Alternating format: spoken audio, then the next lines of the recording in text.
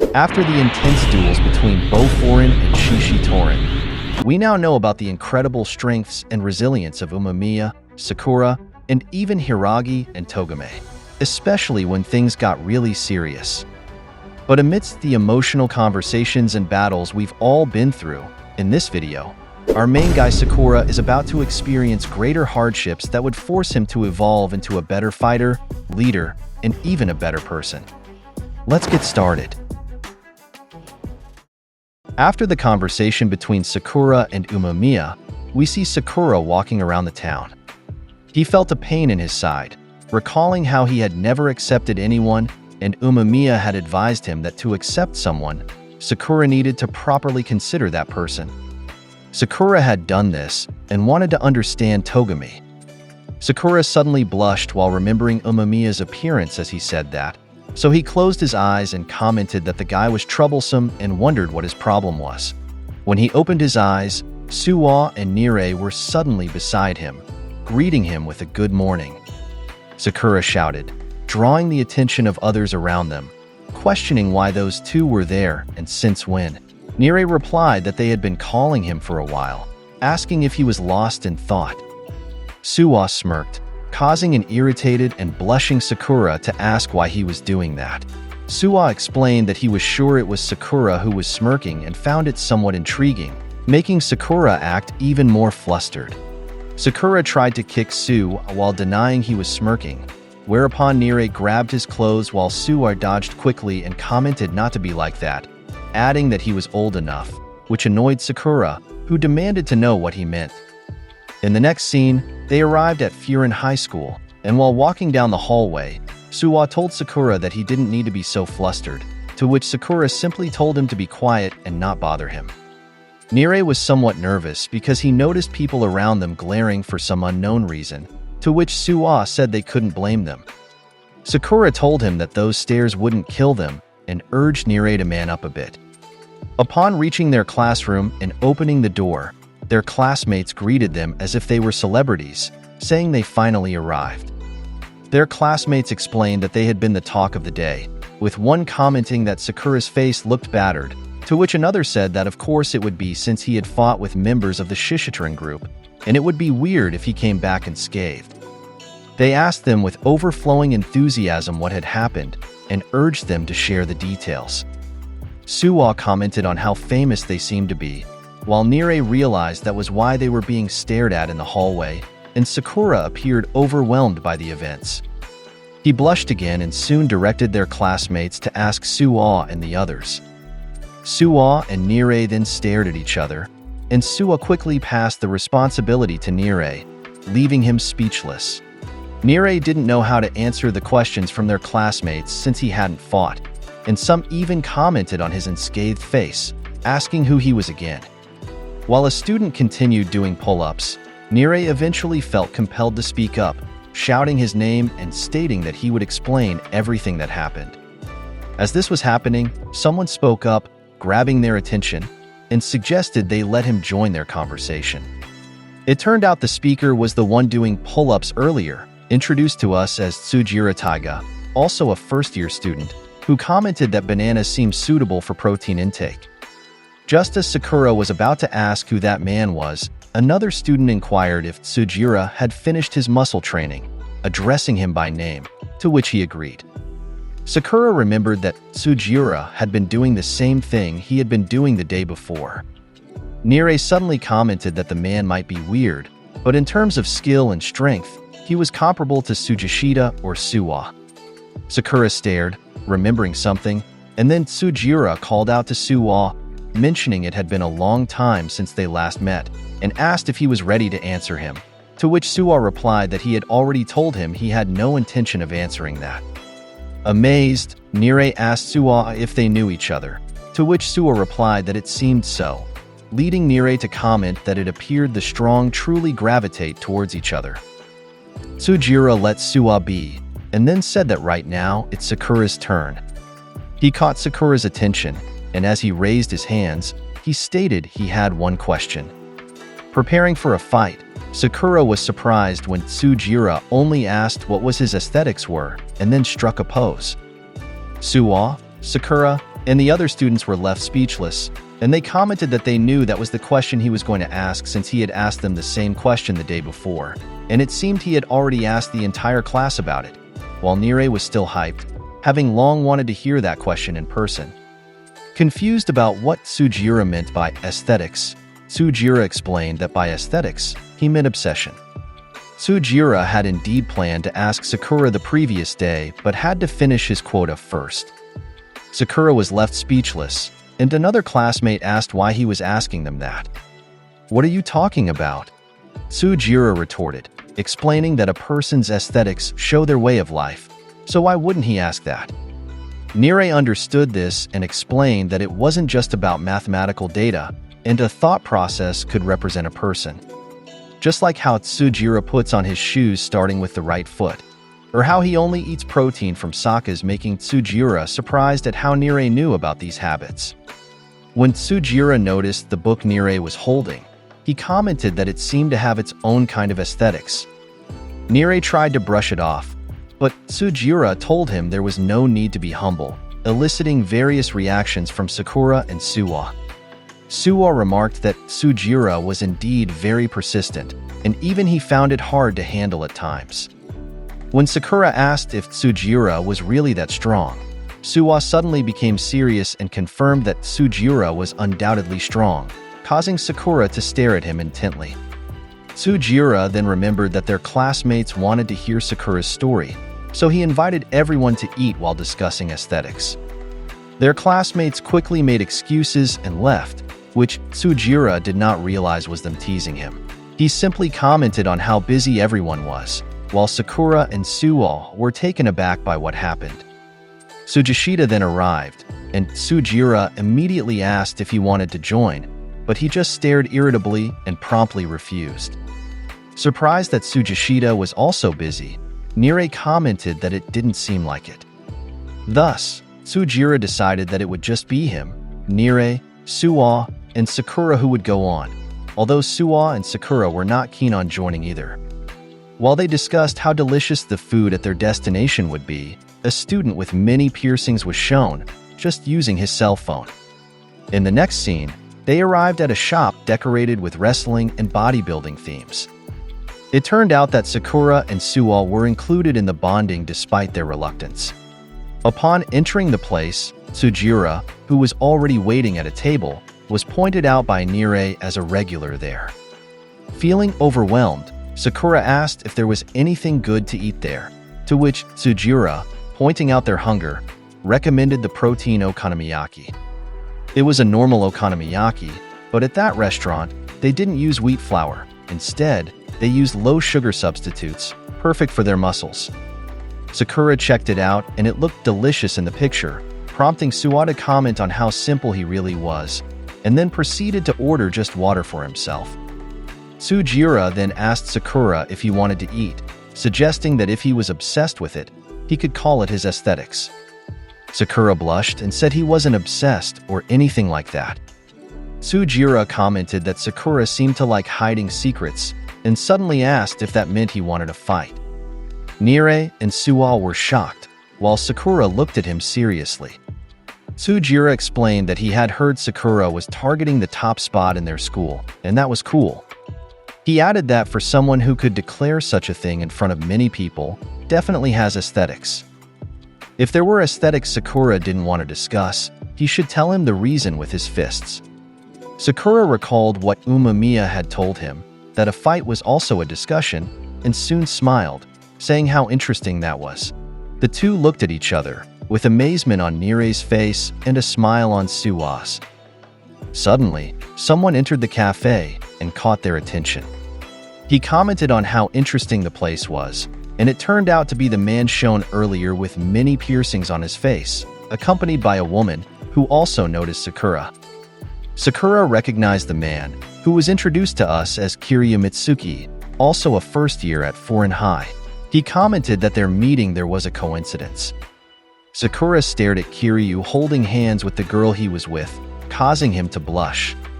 Tsujiura greeted Kiryu and invited him to join them, but Kiryu declined and asked the girl he was with to sit at the back. Nire seemed amazed. and Suwa commented that it was Kiryu who flustered him. Kiryu seated the girl and sweetly asked if her legs were hurting. Nire was in awe because 4 out of the 5 strongest first years at Furin were together in that place. Suwa smiled and said it looked like Sakura was part of the group Nire mentioned. He asked if that made him happy, but Sakura only inquired about Kiryu's strength. Nire was pleased with the question and immediately explained that Kiryu apparently attended a wealthy middle school called Kanachu. Rumor had it that during his first year there, he single-handedly defeated a group of third-year delinquents. Sakura asked what else he knew about that, which led Nire to comment on how passionate Sakura seemed today. Sakura was visibly getting heated and blushing as he continued to ask if there was any more information. Nire was about to ask something when Sakura suddenly yelled at him to just say it. Nire added that Kiryu seemed popular with girls and pointed out that the girl appeared to be from Sekai Girls High based on her uniform, suggesting she might be Kiryu's girlfriend. This made Sakura comment that it wasn't what he wanted to know. While Sakura was getting irritated, Suwa explained that Sakura was desperately trying not to think about their relationship. Noticing Sakura's genuine interest in Kiryu, Tsujira decided to speak to him and called out. Tsujira asked why Kiryu and the girl didn't just join them, pointing out that Sakura seemed interested in him. Irritated and embarrassed, Sakura looked behind him, and he and Kiryu made eye contact. Kiryu greeted Sakura warmly and apologized for remembering his face but not his name, asking if he was the one who fought Tsujishita. Tsujira confirmed and suggested Kiryu probably knew more about Sakura. Kiryu said he was busy and suggested discussing it at school. Tsujira was left speechless, and Kiryu turned to talk to the girl. Annoyed, Sakura asked if he was the only one embarrassed, to which Suwa replied that of course not, Kiryu just wasn't interested. Tsujira suddenly stood up, approached Kiryu's table, and told him not to be boring. He said they should discuss everything since Kiryu hadn't yet revealed his aesthetics. Kiryu's companion was startled, so Kiryu quickly apologized and explained that it was okay because he and Tsujira were both from Furin, assuring her he wouldn't be hurt. After that, Kiryu stood up and added that nonetheless, Tsujira could be scary at times. Kiryu moved his face close to Tsujira's and seriously asked if he could stop what he was doing. Sakura turned to look, and Tsujira asked what he meant. Kiryu mistakenly called Tsujira Tsuga, which Tsujira pointed out. Kiryu then asked Tsujira if he ever thought about how he appeared to others. Tsujira was puzzled by the question, so Kiryu explained that he was tall and looked strong, which could scare people who saw him. He added that if Tsujira made noise, he would scare the girls, and he would never become popular that way. Tsujira frowned at this, making Nire worried about what might happen, but it turned out Tsujira only wanted to apologize, prompting Suwa to comment on his earnestness. Kiryu took the hand of the girl he was with and said the place was noisy, suggesting they go somewhere else. Before the two left the restaurant, Tsujira quietly apologized again, and Nire noticed his voice had softened. Nire then asked if Tsujira was that hung up on being unpopular, to which Tsujira sadly replied that it went against his beliefs to scare people unintentionally. Suddenly, they heard shouting outside, and it sounded like a group was surrounding someone. Nire wondered what was happening, and when the scene shifted outside, it showed Kiryu surrounded by a large number of delinquents, commenting on their persistence. Kiryu boldly asked what they were going to do, pointing out that they had started all of this. He mentioned they had scared the girl with him, asking what their excuse was. Soon, Tsujira and the others came out, asking what was going on, and when they saw the mob, Tsujira asked Kiryu if he had challenged them to a fight. Kiryu explained that he saw the girl he was with being dragged by a guy in front of him, so he went over and helped her get away. However, he didn't expect the guy he beat up to bring his friends for a rematch, noting how stubborn he was. That's when Nire realized the girl with Kiryu wasn't his girlfriend, and Suwa agreed. Suddenly, Tsujira placed his hand on Kiryu's shoulder and cheerfully said he was really cool, to which Kiryu responded with a puzzled thank you. Suddenly, Kiryu's enemy called Sujira Orange Monk and said that he still had business with pink-haired punk Kiryu. However, Sujira happily remarked that the way Kiryu kept his secrets was tasteful, completely ignoring the enemy. This further irritated the man, and Kiryu nervously suggested discussing it later, but Sujira continued talking to him. Eventually, the man lost his patience and charged to punch, shouting not to underestimate him. But before he could get close, he received a kick from Sakura, knocking him down instantly, making Sakura's friends stare at him shocked, amazed. Sakura trash-talked the man, saying it was lame that he brought so many friends for this. The man's companions were furious, and Sakura added that he couldn't stand weak bastards like the man. Nire nervously told Sakura it wasn't necessary to go that far, but Sujira burst out laughing, praising Sakura's words, and Kiryu agreed, saying it felt good to hear that. Suwa then told the girl they should step back, and when she was about to protest, he explained that she shouldn't worry because Sujira, Sakura, and Kiryu could handle the situation. The three of them stared at the numerous opponents in front of them. Sujira asked if Sakura was injured, and asked if he didn't want to stay back for now. Sakura retorted, asking who he was calling injured, confidently saying it wasn't him, while Kiryu apologized for getting them involved. Their enemies taunted them, calling them foreign kids and saying they didn't care about the town's protectors, dismissing them as the real deal. They boasted they could beat them just with their numbers, and if they thought they could still protect the girl, they were welcome to try. The men charged at Sakura, Kiryu, and Sujira, commenting that they would clean up the trash in front of them. Suddenly, Sujira took a solid punch to the face, leaving Sakura and the others speechless and staring. Nire was shocked, and as one man kicked Sujira, he said he was all talk. Sujira glanced at Sakura and told him not to worry about him.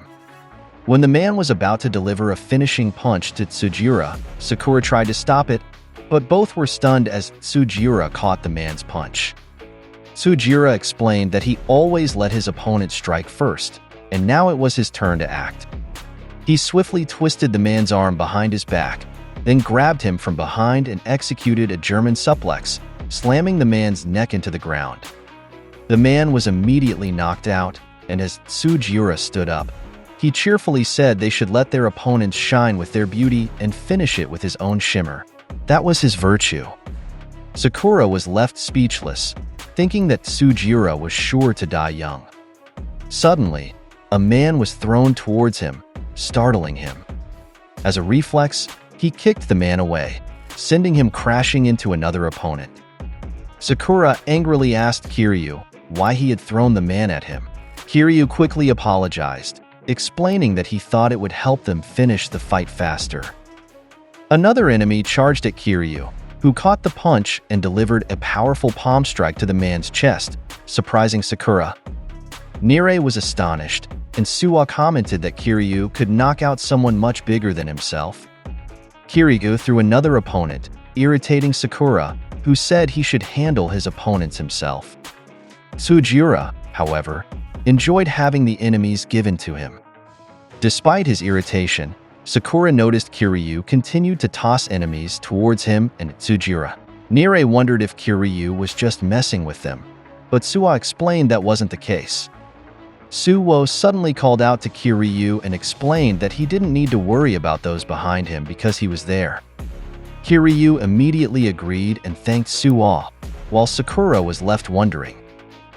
Sakura noticed a man charging at Suwa, and Nire became frightened. The man commented that this was not the time to just stand and chill, to which Suwa responded that he couldn't blame him since he was indeed chilling. Suwa deflected the man's punch aimed at his face and brushed the man's footing with his hand. Before long, he spun the man's entire body upside down, causing him to fall. Nire and the girl with him were amazed, and even Kiryu remarked that Suwa was living up to his reputation.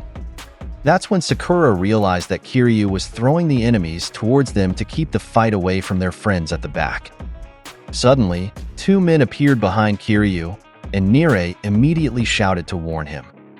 It was too late for Kiryu to turn around, But fortunately, Sakura quickly kicked the two men away from him. Kiryu thanked Sakura, and Sakura suddenly said, "I'll handle it," leaving Kiryu puzzled. Sakura explained that Kiryu should continue throwing their enemies to him, and he would take care of them. Kiryu and Tsujira both smiled, and while still fighting, Kiryu commented that Sakura was really kind.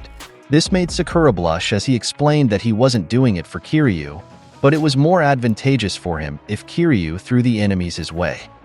Tsujira then told Kiryu to throw some enemies his way too. Before long, Nire was left saying wow, and wondered how he would explain all this. In the end, Sakura, Kiryu, and Tsujira completely overwhelmed their opponents, leaving them sprawled on the ground. Sakura commented on how weak their opponents were, while Kiryu noted how quickly they finished and thanked both Sakura and Tsujira. Suddenly, Tsujira said it was time for them to hear it, leaving Sakura puzzled. Tsujira explained that he was referring to the Boforin motto and told Sakura to shout it out, but Sakura was still confused. Nire explained that Sakura was from out of town, so he probably didn't know about it. Tsujira decided to say it himself and told Sakura to memorize it. He shouted their motto, "Those who cause pain, those who bring destruction, who hold evil in their hearts, will be purged by Boforin, without exception." Nire covered his ears at the volume of Tsujira's voice, and Suwa commented that he didn't need to be that loud. That's when Sakura remembered that Hiragi had also said those same words. Kiryu approached the man who charged at them, concluding their battle. He explained that if the man had the power to prove himself, he should use it for good next time. Terrified, the man agreed, even calling Kiryu sir. The scene then shifted to show the large group of men they had fought running away. Tsujira shouted at them not to cause any more trouble. Kiryu reassured the girl that it was finally over, and she was safe now. The girl was extremely grateful to them, and thanked them profusely for everything they had done. Nire, Suwa, Tsujira, and Kiryu smiled at her, while Sakura was visibly flustered. After that, the girl left and they said their goodbyes. Suddenly, Kiryu brought up that he knew Sakura was strong, but he was impressed by his performance in their fight. Tsujira agreed, saying it was no wonder Sakura was trying to reach the top. Kiryu was puzzled, so Tsujira asked him if he didn't hear what Sakura said on the first day, to which Kiryu explained that he only remembered the noise and chaos of that day because he was focused on his game at a crucial point. Kiryu then added that even so, he was really glad he got to know Sakura before they decided on a grade captain. Sakura was confused, and as he was about to ask, Kiryu cut him off, asking for his contact information. This surprised and embarrassed Sakura. Blushing, Sakura asked why he needed to do that, to which Kiryu responded by asking if he didn't want to and pointing out that they were classmates. Nire eagerly volunteered that Kiryu should take his contact info as well. Sakura took out his phone and asked how to do it. Kiryu offered to input the information himself, while wondering in the back of his mind why Sakura was blushing. Kiryu noticed that Sakura didn't have any apps downloaded on his phone, so he decided to register his number directly in Sakura's contacts. Upon opening the contacts, he saw that the only entry was the weather forecast. Sakura asked what was so funny, and soon Kiryu couldn't help but laugh. Annoyed, Sakura asked why they were laughing, and they jokingly said they would ask him if they needed to know the weather. In the next scene, Sakura is at cafe photos, looking intently at his phone. Sakura was so focused on his phone that Kotoha had to ask what was going on. Startled, Sakura dropped his phone. Sakura wondered why Kotoha suddenly appeared, to which Kotoha immediately apologized but told him not to be so surprised. Kotoha picked up Sakura's phone, reminding him that he should finish his breakfast or he would be late. As Kotoha was about to hand the phone back, she noticed that Sakura had Kiryu, Tsujira, Suwa, and Nire in his contacts. Kotoha grinned and handed the phone back to Sakura, mentioning that she had also added her contact information. Embarrassed, Sakura asked who said she could do that. Sakura's phone notification sounded, and when he checked, he saw that Nirei had sent a good morning sticker in their group chat, followed by Kiryu, Tsujira, and Suwa. Sakura found it strange since they would see each other at school, wondering why they would say that through text. Nirei commented on how cool they all were yesterday and then pointed out that they still hadn't decided on the grade captain. This reminded Sakura that he needed to ask Kiryu about it, as it was mentioned before. As Sakura was typing his question about the grade captain, he was surprised at how quickly Kiryu responded. Kiryu explained that since they weren't in class the other day and didn't choose yesterday, they would probably decide when everyone gathered, which might happen today. Sakura tried to finish typing his question, but the conversation shifted topics before he could ask. Frustrated, he put his phone down and quickly ate his breakfast. In the next scene, Sakura arrives at their classroom, greeted with a good morning by Nirei and the others. Sakura suddenly shouted and irritably asked what a grade captain was, confusing Nirei with his anger. Sakura added, asking why they messaged about things they could say in person. Kiryu replied that it was more convenient to chat, and Suwa added that he saw the read receipt, so he assumed Sakura had seen it, though it was understandably difficult to keep up if one was new to texting. Nevertheless, Suwa told Sakura not to worry because they were about to discuss the captain role with the second-year Taman team grade captain and vice-captains. Suddenly, 3 men entered the room, and one of them captured everyone's attention. When Sakura looked, he immediately recognized them, thinking he had seen them before. Nirei excitedly said that those second-year students were famous. The one with black hair was Inomoto, the one with hair covering his eyes was Kasumi, and the one with headphones was Kaji. Sakura stared at Kaji and thought he seemed uninterested, while Nirei was thrilled to see them up close.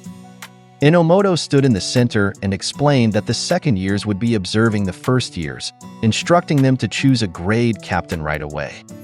He explained that the grade captain would be the head of the class, guiding and taking care of the students, and would be responsible for resolving any issues that arose in the class. Any problem from this class would be the grade captain's responsibility. They could vote for themselves or recommend a classmate, and he told them to start immediately.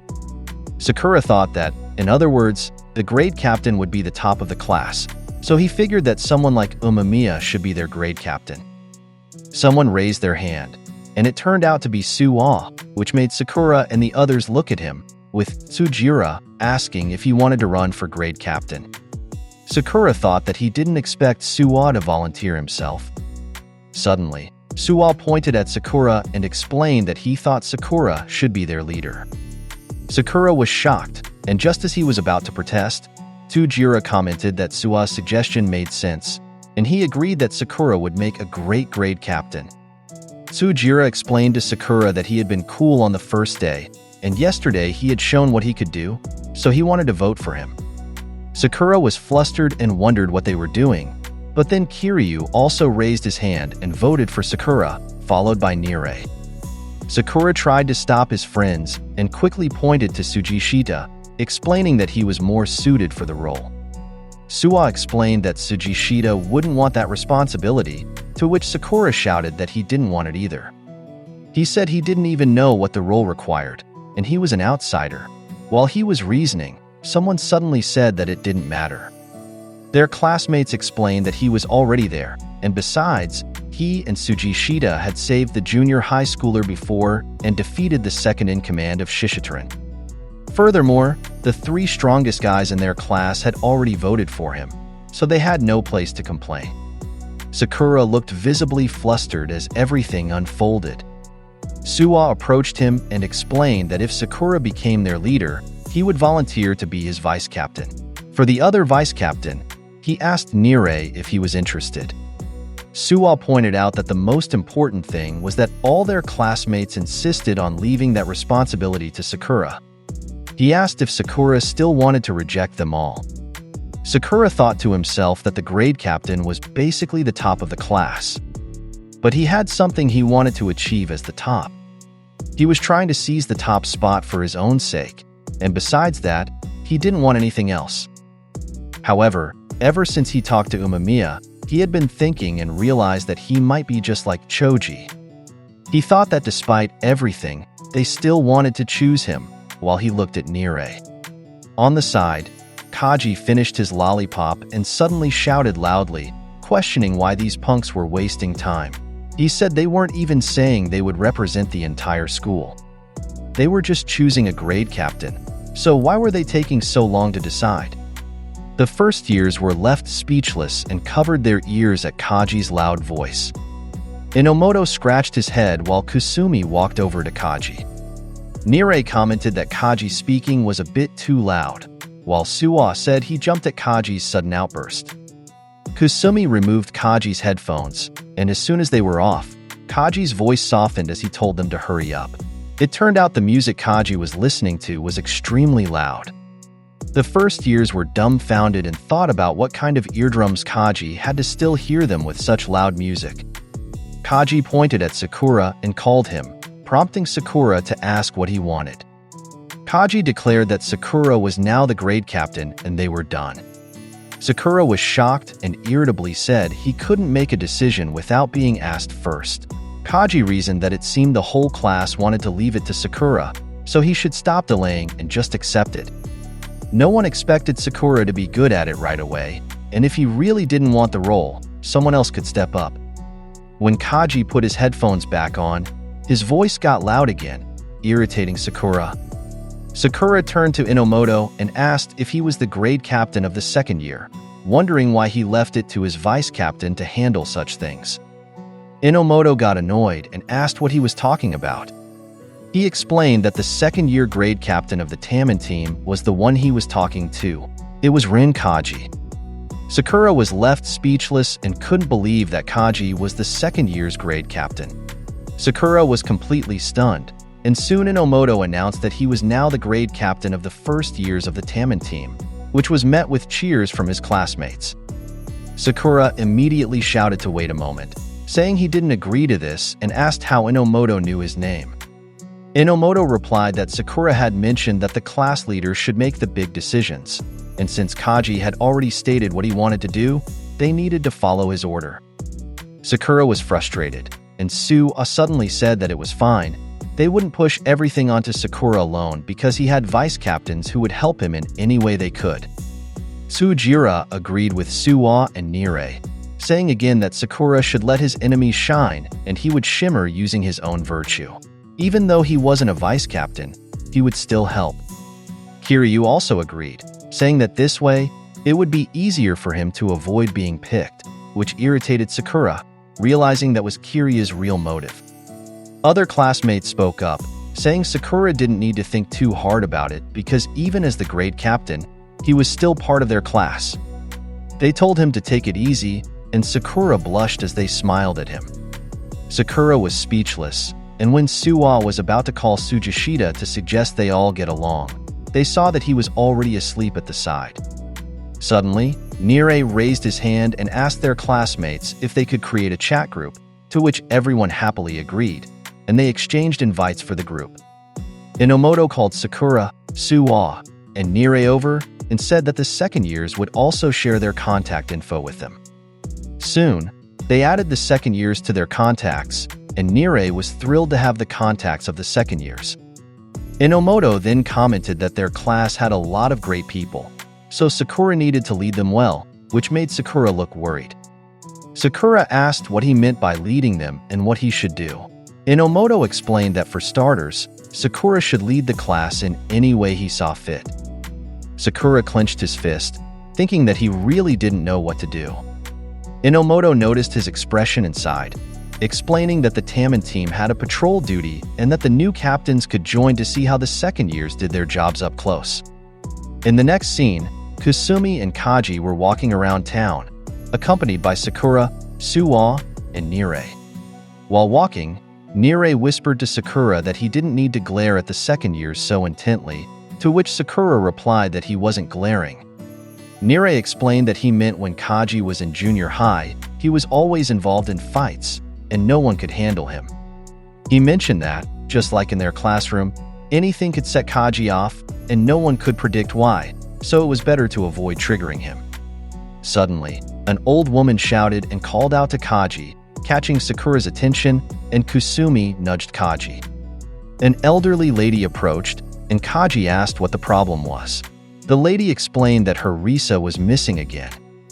Nire became a bit anxious, thinking a child was missing, and was surprised when Kaji shouted that Risa was missing again.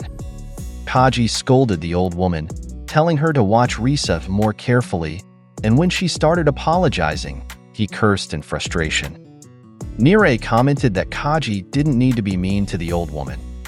Kaji told the old woman to stop crying and said they would handle it. Nire smiled at this, and the old lady seemed relieved. Kaji asked what Risa looked like, and the lady said she was wearing a pink ribbon. Kaji acknowledged this and suggested that the lady go home, as Risa might return there, to which the granny thanked him and went home. Kaji put his headphones back on and left the task to Kusumi, who promptly followed. Kusumi started using his cell phone, while Nire was left speechless, commenting that a child was missing, and Kaji just passed the task on to Kusumi. Sakura was stunned, wondering if Kaji wasn't going to do anything about the issue himself, and couldn't believe that was how a leader should act. He recalled what Inomoto had said and questioned what he was supposed to observe in such behavior. He thought there was no difference with Kaji being there, and wondered that aren't captains should be more like Umamiya. Soon, Kusumi finished typing and sent the message, impressing Nire with how quickly he forwarded the information. However, Nire was still worried and said they needed to find the missing girl quickly, to which Sakura agreed, saying they would find her. Nire was impressed by Sakura's seriousness, and suddenly his phone notification went off. When he checked, it turned out that Suwa had already sent a message about it, making Nire stare at his phone. Sakura, feeling embarrassed and angry, asked who said Suwa could do that, to which Suwa replied that it was fine and would hype up their class. Sakura argued that if no one reacted to Suwa's message, he would look like a fool and be embarrassed. Sakura's notifications kept going off, showing that their classmates were giving him support. Even Tsujira and Kiryu were messaging in the chat, each offering kind words for their captain. Suwa pointed out that all their classmates were ready and willing to help. As Sakura read the chats, he became visibly flustered again. Nire asked why Sakura's face was so red, to which Suwa replied that he was blushing. Irritated and embarrassed, Sakura asked who cared about his face and urged them to get moving. As soon as he turned around, something hit his face, causing him to fall.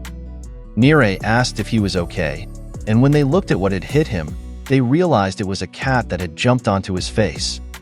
Just then, Inomoto arrived, shouting that they had found what they were looking for.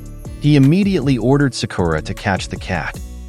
Sakura asked why, and Inomoto pointed out that the cat was Risa, the one the old lady had asked them to find earlier.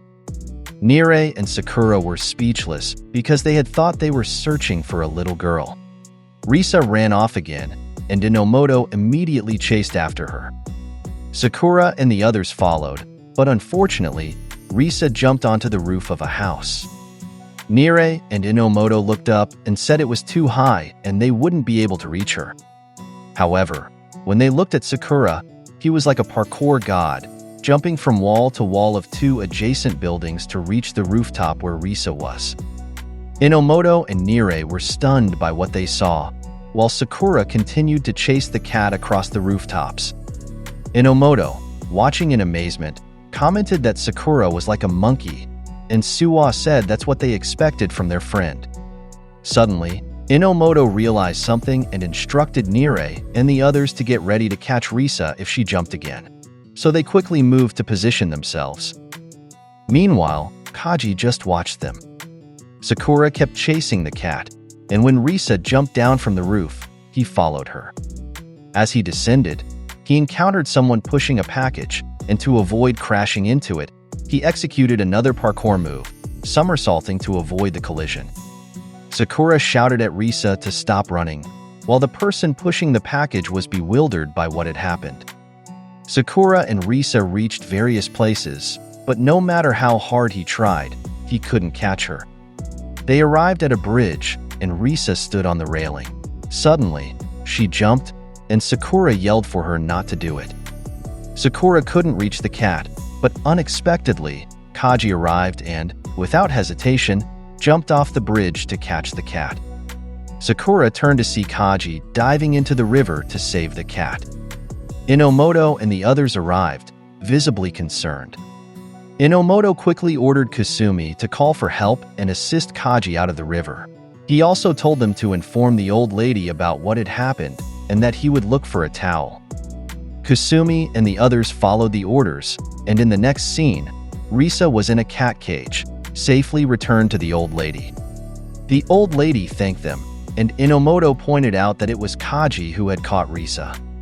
Kaji, now drying off in a corner, was approached by the old lady, who thanked him for returning her cat. Kaji told the old lady not to let it happen again.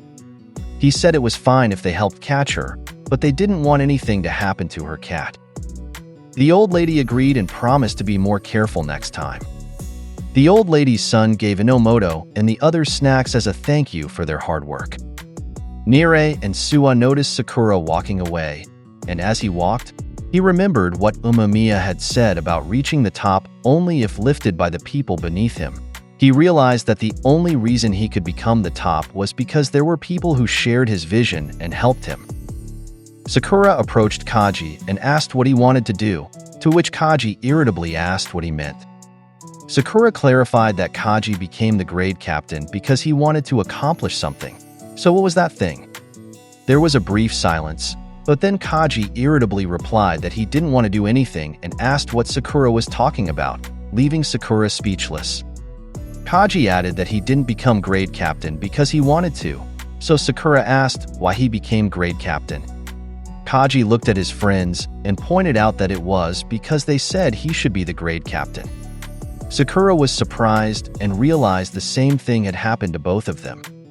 Sakura reasoned that even so, it didn't mean Kaji shouldn't do anything. If Kaji didn't do anything, then there would be no point in him being the leader. Suddenly, Kaji stood up and faced Sakura, his face showing his frustration. Kaji then turned his back in irritation and pulled out a lollipop. He put it in his mouth, and Sakura wondered what was happening. Kaji explained that when he runs out of candy, he can't make some for himself. Sakura was puzzled by what he meant, so Kaji elaborated that someone like him wasn't like Inomoto, who had the charisma to lead people, nor was he like Kasumi, who was good at communicating with others. That was why he always relied on them. But even so, those kinds of people also needed to rely on him. So to live up to their expectations, he just did what he could. That was all there was to it. Suddenly, Inomoto shouted, asking if Kaji was going to patrol without a shirt on and told him to put one on. Sakura thought about it and wondered if that meant it was okay not to have a goal or something you wanted to do. But when he recalled what Kaji said about meeting the expectations of those below him, Sakura realized that might be what Kaji wanted to do as the grade captain of the second years. To meet the expectations of his classmates. While Sakura was still thinking about what he should do, Nirei suddenly called out to him, surprising him. Nirei gave him a dango from Kikuchiya's store, saying it was delicious. Sakura took it, and while eating, Nirei excitedly recounted what had happened earlier, saying Sakura was like a ninja. He was chasing a cat, so Nirei thought it would easily get away from Sakura. If it had been a person, Sakura would have surely caught them. Suwa smiled and said that Sakura was truly amazing and very dependable. Sakura looked at them and almost choked. Embarrassed, he asked if the reason they voted for him as grade captain was because they relied on him. Suwa and Nirei were initially puzzled but then smiled and agreed, saying that Sakura could rely on them too. Sakura responded that Nirei should learn how to fight before saying that. In the end, Inomoto called them, saying it was time to leave. In the next scene, we are at cafe photos, and Kotoha is surprised when someone suddenly enters and collapses. It turns out to be Sakura, accompanied by the elderly lady who always asks him to carry her, and it seems he fainted. Kotoha carefully examines what happened and asks if Sakura is sick, but the elderly lady thinks she just gained weight. Sakura tries to stand up and says it's nothing, that he just tripped, but when he lifts his face, it's clear that he looks sick and very exhausted. After that, Konoha seats him and gives him breakfast, mentioning that he really looks unwell. She asks if he didn't get enough sleep, to which Sakura replies no, while thinking he can't tell Konoha that he spent the whole night thinking about what he could do as grade captain, and before he knew it, the sun had already risen. Konoha lets it go and asks if their class had decided on a captain yet, which surprises Sakura and makes him spit out his coffee. Konoha comments that he really does look sick, but soon realizes that Sakura must be the new captain, hence his reaction. Embarrassed, Sakura apologizes, saying it was unexpected, while Konoha says she thinks it's a good thing and gives him a reassuring smile. Sakura's eyes widen in surprise, but quickly return to irritation as he explains that there's nothing good about having a leader who doesn't even know what he's supposed to do. Konoha asks if that's the case, then Sakura should just do what he can, and that's all that's needed. As Sakura starts to reason that this is exactly what he's been thinking, he suddenly realizes something and says it has nothing to do with Konoha. Konoha, with a poker face, comments that Sakura is always like that. Konoha then suddenly asks if Sakura knows the faces and names of everyone in their class, which confuses Sakura, and Konoha teasingly says it seems like he doesn't. Konoha explains that learning someone's name is something he can do, and once he remembers their names, he just needs to use them. Calling someone by their name is a declaration of acceptance, acknowledging them for who they are.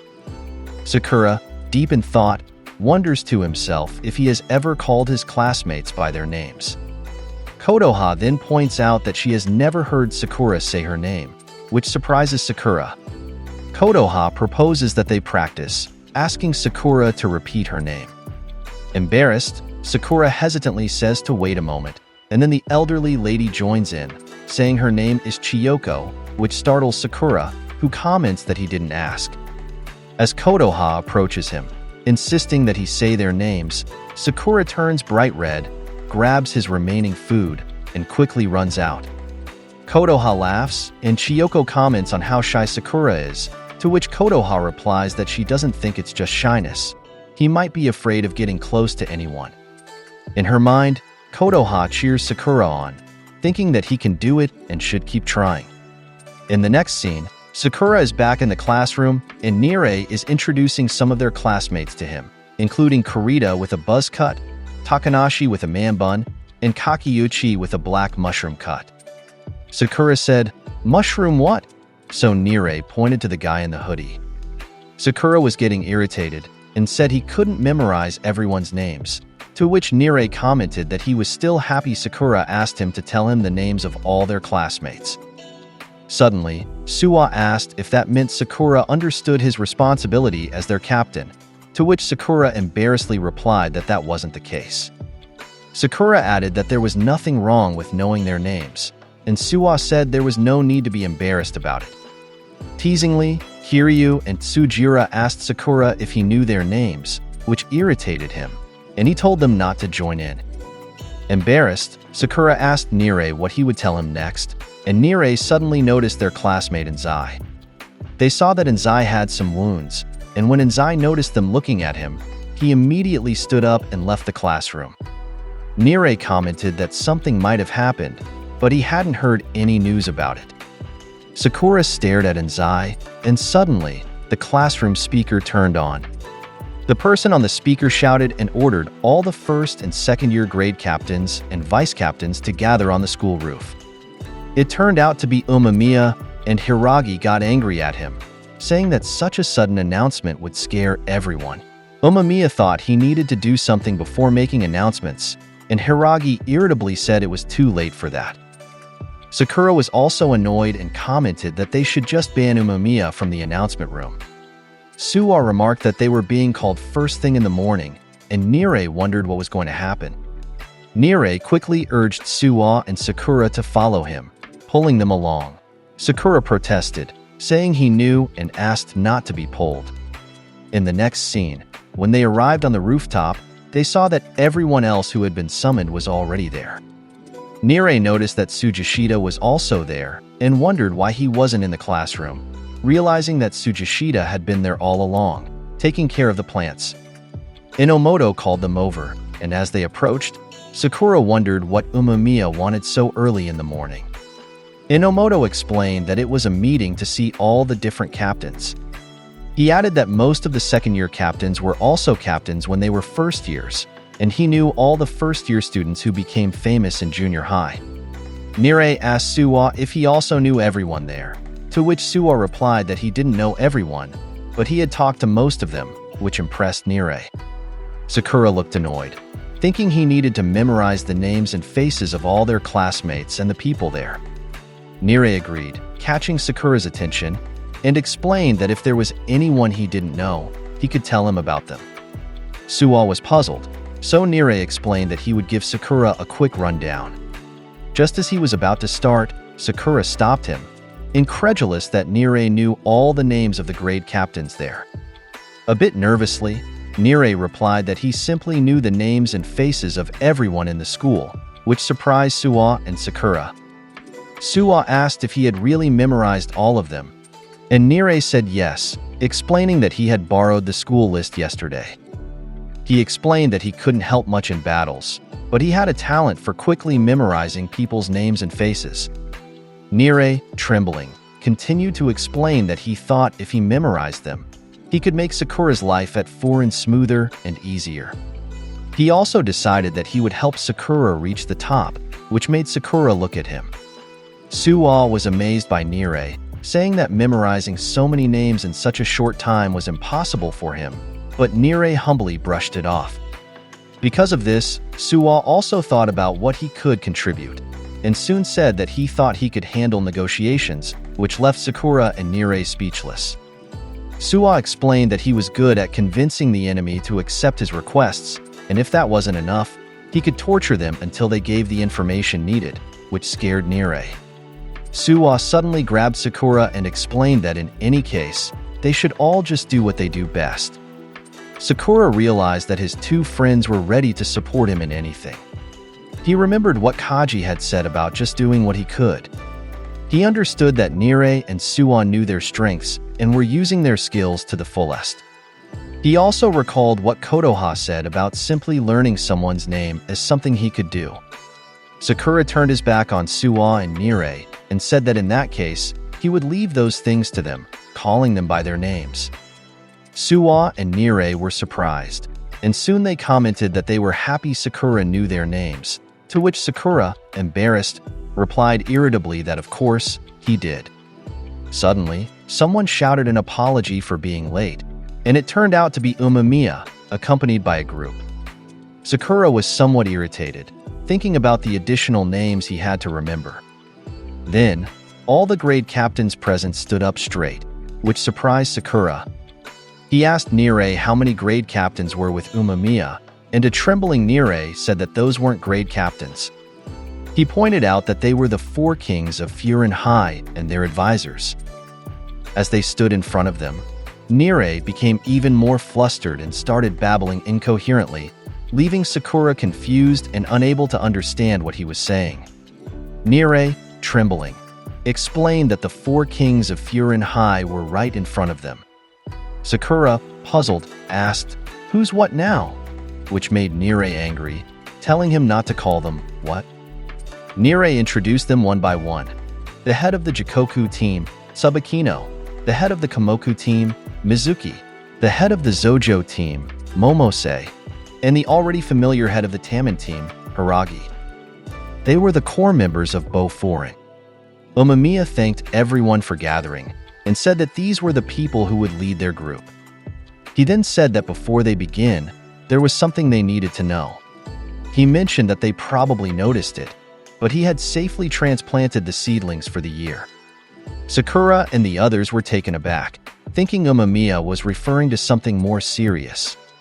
Umemiya pointed out that Tsujishita worked hard to help, and they had even more planters set up for the year, so they would soon have a vegetable harvest and should prepare for a fun barbecue party in the summer. Hiragi was annoyed and asked if that was really what he wanted to bring up at that moment. Umemiya reasoned that he had just gotten new plants and wanted everyone to see them, but Hiragi, still irritated, pointed out that he had summoned all the grade captains there and should at least greet them first. Scratching his head, Umemiya explained that he hadn't called them there to do something grandiose, but just wanted everyone to get to know each other. Nonetheless, he decided to do something and quickly showed respect to the grade captains by bowing and thanking them, expressing his hope for their cooperation. All the grade captains stared at him as he began his speech. He admitted that there were limits to what he could do alone, and it was impossible for him to watch over everyone in the school by himself, so he wanted to ask for their help. He wanted them to watch over and help all their friends wherever they were and hoped for their support. Umemiya received a strong affirmation from all the grade captains, surprising Sakura with their eagerness toward their leader. Sakura noticed Umemiya looking at him, and when he turned, Umemiya smiled at him, making Sakura flustered again. After that, Umemiya instructed everyone to gather with their respective teams and get to know each other. Suddenly, someone smacked Sakura on the back and cheerfully remarked that it was great to see that the grade captain of the first-year team was him. Sakura was irritated by the painful slap and called the person an asshole, while Nire asked if they knew each other. Sakura agreed and explained that he met that guy on his first visit to the town. The guy who slapped him on the back was introduced as Yodai Matsumoto, the secondary captain of the Taman team. He explained that he was very pumped up to fight even before classes started, so he naturally thought Sakura would become the captain. We were also introduced to another secondary captain of their team, Gian Yanagita, who spoke so softly that Sakura couldn't understand him. Yanagita asked if Sakura had won against Togami, to which Sakura agreed. Umemiya suddenly approached and commented that it seemed the former first-year captains retained their captain positions in their second year. When he found out that Sakura was the grade captain of the first year, he smiled at him and said he looked forward to working with him. He also expressed his expectations for Suwa and Nire, to which they both agreed. Umemiya added that if they encountered any problems, they could always approach their senpai. They were like older brothers who would help them. Suwa smiled. Nire looked excited, while Sakura just stared. Umemiya also called over Kaji, saying he would need his help to teach what they had learned to the first years. Kaji looked at Sakura and, after taking the lollipop out of his mouth, said that he could figure out the basics on his own and that there wasn't much he could do for him. Kaji added that Sakura wasn't his brother because he was an only child, which confused Sakura. Inomoto explained that wasn't what their boss meant. Hiragi playfully bumped into Kaji and asked if he didn't have better advice for their juniors, causing everyone to laugh. In the next scene, Sakura and the others returned to their classroom. When Tsujira asked what had happened, Nire excitedly explained that they had met all the leaders of the different factions, which amazed their classmates who were impressed that the four kings were present. Tsujira regretted not being there to hear the virtues of the four kings. Nire then asked about Enzai's whereabouts, and Kurita mentioned that Enzai had been acting strangely and had noticeable wounds on his face. When they asked him about it, he didn't say anything. Sakura recalled Enzai's appearance and Umemiya's words about looking out for and helping everyone in their class. In the next scene, Sakura and the others were walking around town. Tsujira suggested they visit Muscle Power again while they weren't patrolling. Nire agreed, but Sakura, Suwa, and Kiryu immediately declined. Sakura noticed three guys in hoodies who seemed to be observing the area. They were whispering that if they got caught there, they would be in trouble. Sakura approached them and asked if they were looking for something and if they needed help. One of them grinned and laughed, saying their timing was perfect because they were looking for people like them, but none of the five present were the ones they were looking for. Sakura and the others stared at them as the three left. As they walked away, we saw a mark on their hoodies, which Nire immediately recognized. Suwa explained that it was the symbol of the blue dragon skeleton on a jacket, known as Keel. Sakura wondered what Keel was, so Suwa said he didn't know the details, but there weren't many members. However, from what they had just seen, there were no good rumors about the group. Tsujira asked if those people were looking for them. Kiryu noted that from the way they spoke, it seemed they were looking for a specific person from foreign, and he wondered who it could be. Suddenly, they heard a loud scream. When they turned to look, they saw a man looking very worried while staring into an alley. The man called them over, and when they looked, they saw Onii, bloody and beaten, sitting in the alley. Their eyes widened at the sight. "Sorry, it was actually a woman who found Onii, so I apologize for the confusion." She asked why he was sleeping in such a place, and then invited Onii to come with her and rest for a while. When Onii saw that Nire and the others were there, he reassured them that he was fine when asked. In the next scene, at the woman's eatery, Onii explained that he ended up there because a dog chased him into that alley. Sakura and the others were stunned and puzzled upon hearing his reason. Onii added that the dog was huge, like a bear, and he hid in the shadows to wait for it to leave. But when it finally left, he felt relieved and fell asleep. He said that if no one had woken him, he would have slept until the evening. Sujira believed him and even asked where he saw the bear, saying he would spar with it, while Kiryu pointed out that Onii didn't mean a literal bear. Sakura suddenly called out to Onii, irritated, and told him that if he was going to lie, he should make it more believable. Nire agreed, noting that it was so obvious even Sakura noticed it, and Suwa commented that of all people, gullible Sakura was the one who caught it. This annoyed Sakura, who then invited them to step outside. Onii suddenly shouted that nothing really happened to him, so they shouldn't worry about him. He stood up and said he had something to do, so he needed to leave. He thanked the woman and promised to try her manya next time, which made her surprised that he was leaving so soon. Suwa watched as the woman told Onii he should rest more, but Onii was already putting on his shoes, insisting he was fine. When Onii stood up, Suwa suddenly asked if anything had happened between him and the Keel. Everyone turned to look, and Onii froze in his tracks. Onii turned around, trembling, and nervously asked what Suwa was talking about. Suwa commented that Onii was very transparent. Onii tried to change the word keel to heel, saying that his heel was fine even after running earlier. Soon, Onii left and said goodbye to everyone, telling them they'd see each other at school. The woman tried to chase after Onii to give him some freshly made manya, but he was already gone. The woman commented that the Furin kids always protect them, and they can never thank them enough. She immediately invited Kiryu and the others to order whatever they wanted, which made Kiryu happy, while Tsujira and Nire shyly asked if she was serious because they hadn't done anything to help. The woman agreed and explained that she already considered the Furin boys as her own children. Sakura blushed at those touching words. Suddenly, Tsujira asked Suwa how he knew that Onii was involved with Keel.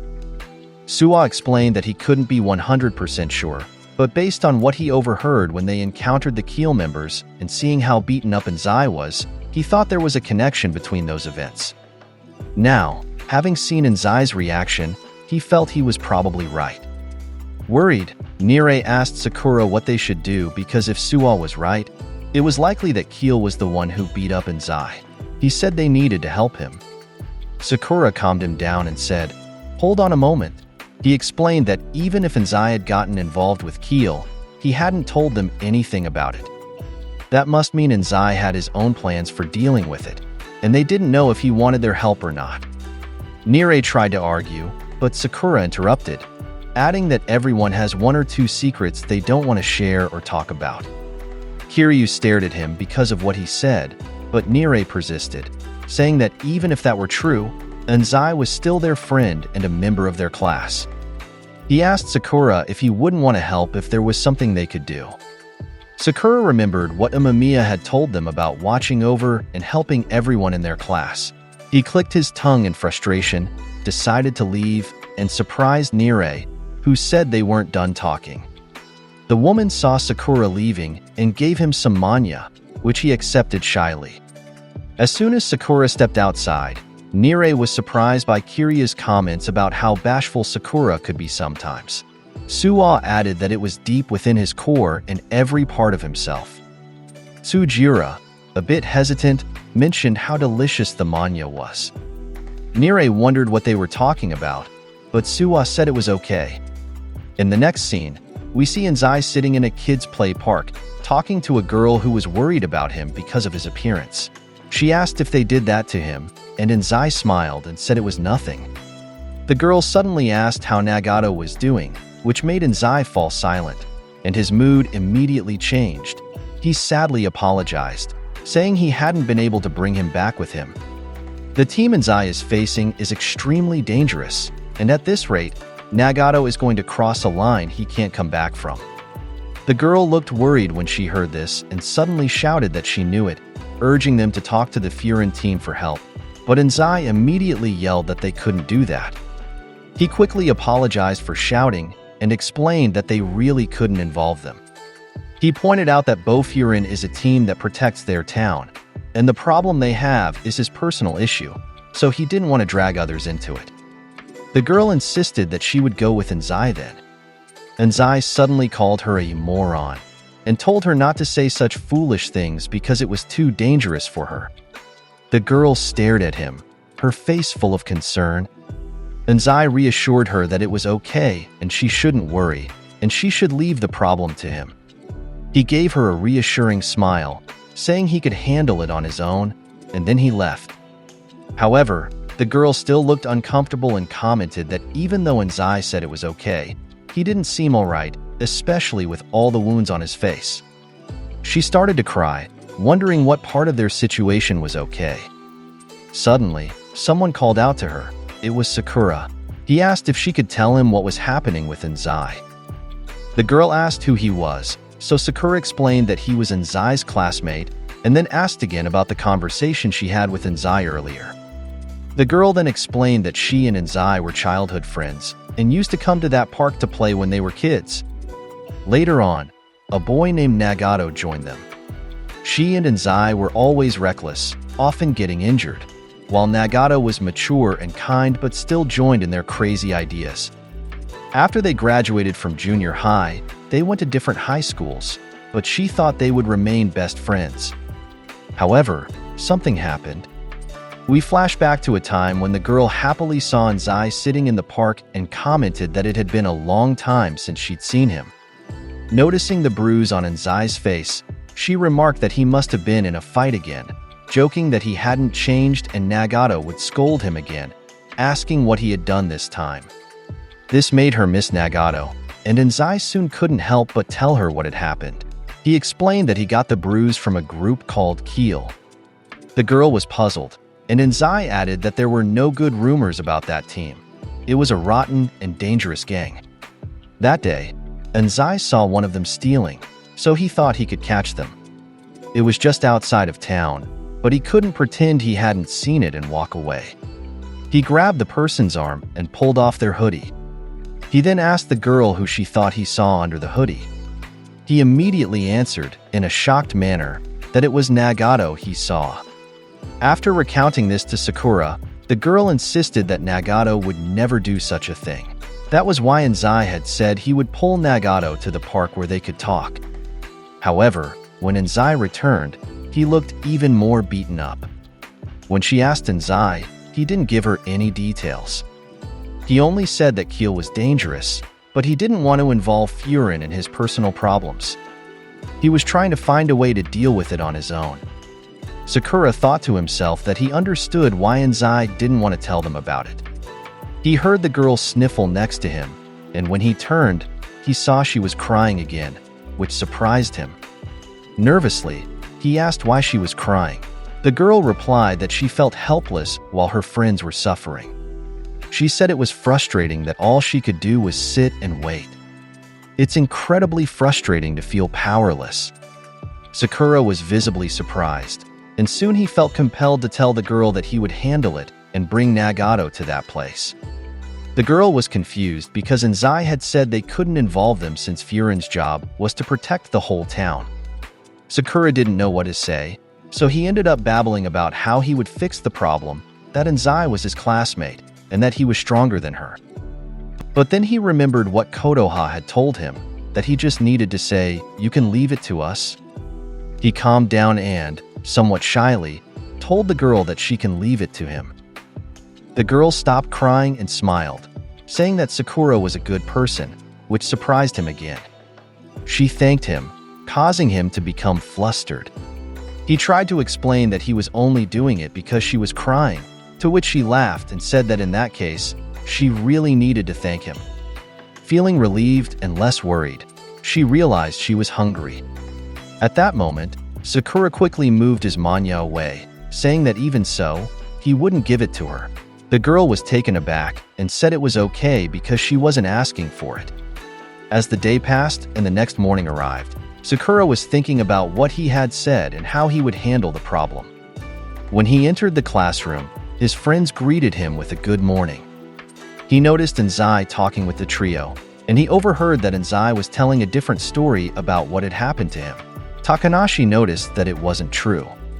Sakura sat beside Suwa, thinking that it didn't matter what he said to Onii because Onii wouldn't tell the truth.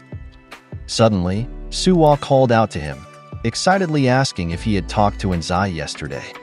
Sakura was startled and asked what Suwa was talking about, making Kiryu laugh and comment on how easy Sakura was to read. A boy suddenly entered the room, looking for Onii. Onii raised his hand and asked what he wanted. Sakura wondered who that boy was, as he had never seen him before. Nire explained that his name was Takamoto, and he was from class 4. Takamoto handed an envelope to Onii, cheerfully asking what it was and guessing it might be a love letter. Takamoto explained that a guy had approached him while he was walking, showed him a photo of Onii, and asked him to deliver the letter. Onii asked who it was, and Takamoto described the person as wearing a hoodie and looking creepy. Onii's expression changed to one of worry, which also caught Sakura's and his friend's attention. With trembling hands, he opened the envelope, and upon seeing the image inside, his eyes widened in shock and worry. Onii immediately ran out of the room, surprising his classmates. Sakura quickly followed him. Sakura chased Onii down the stairs, even jumping to catch up with him on his path. Sakura managed to get in front of Onii, causing him to stop.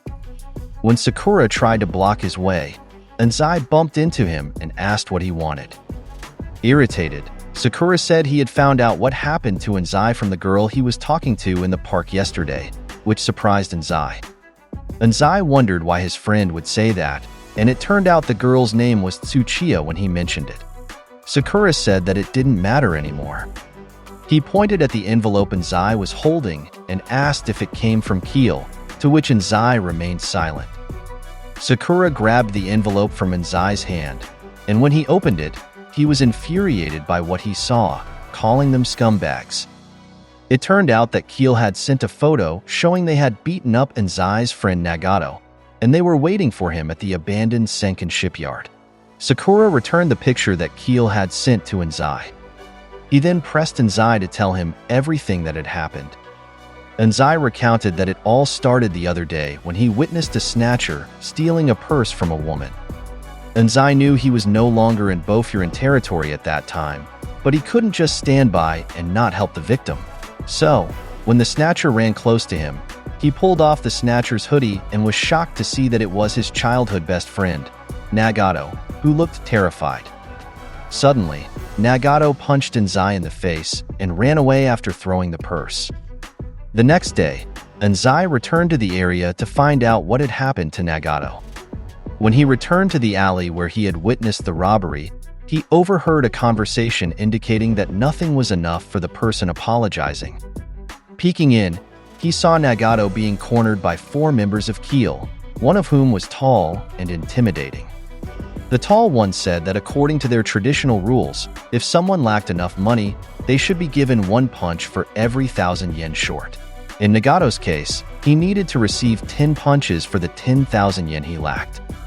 Nagato couldn't respond and just trembled in fear as the tall one began punching him.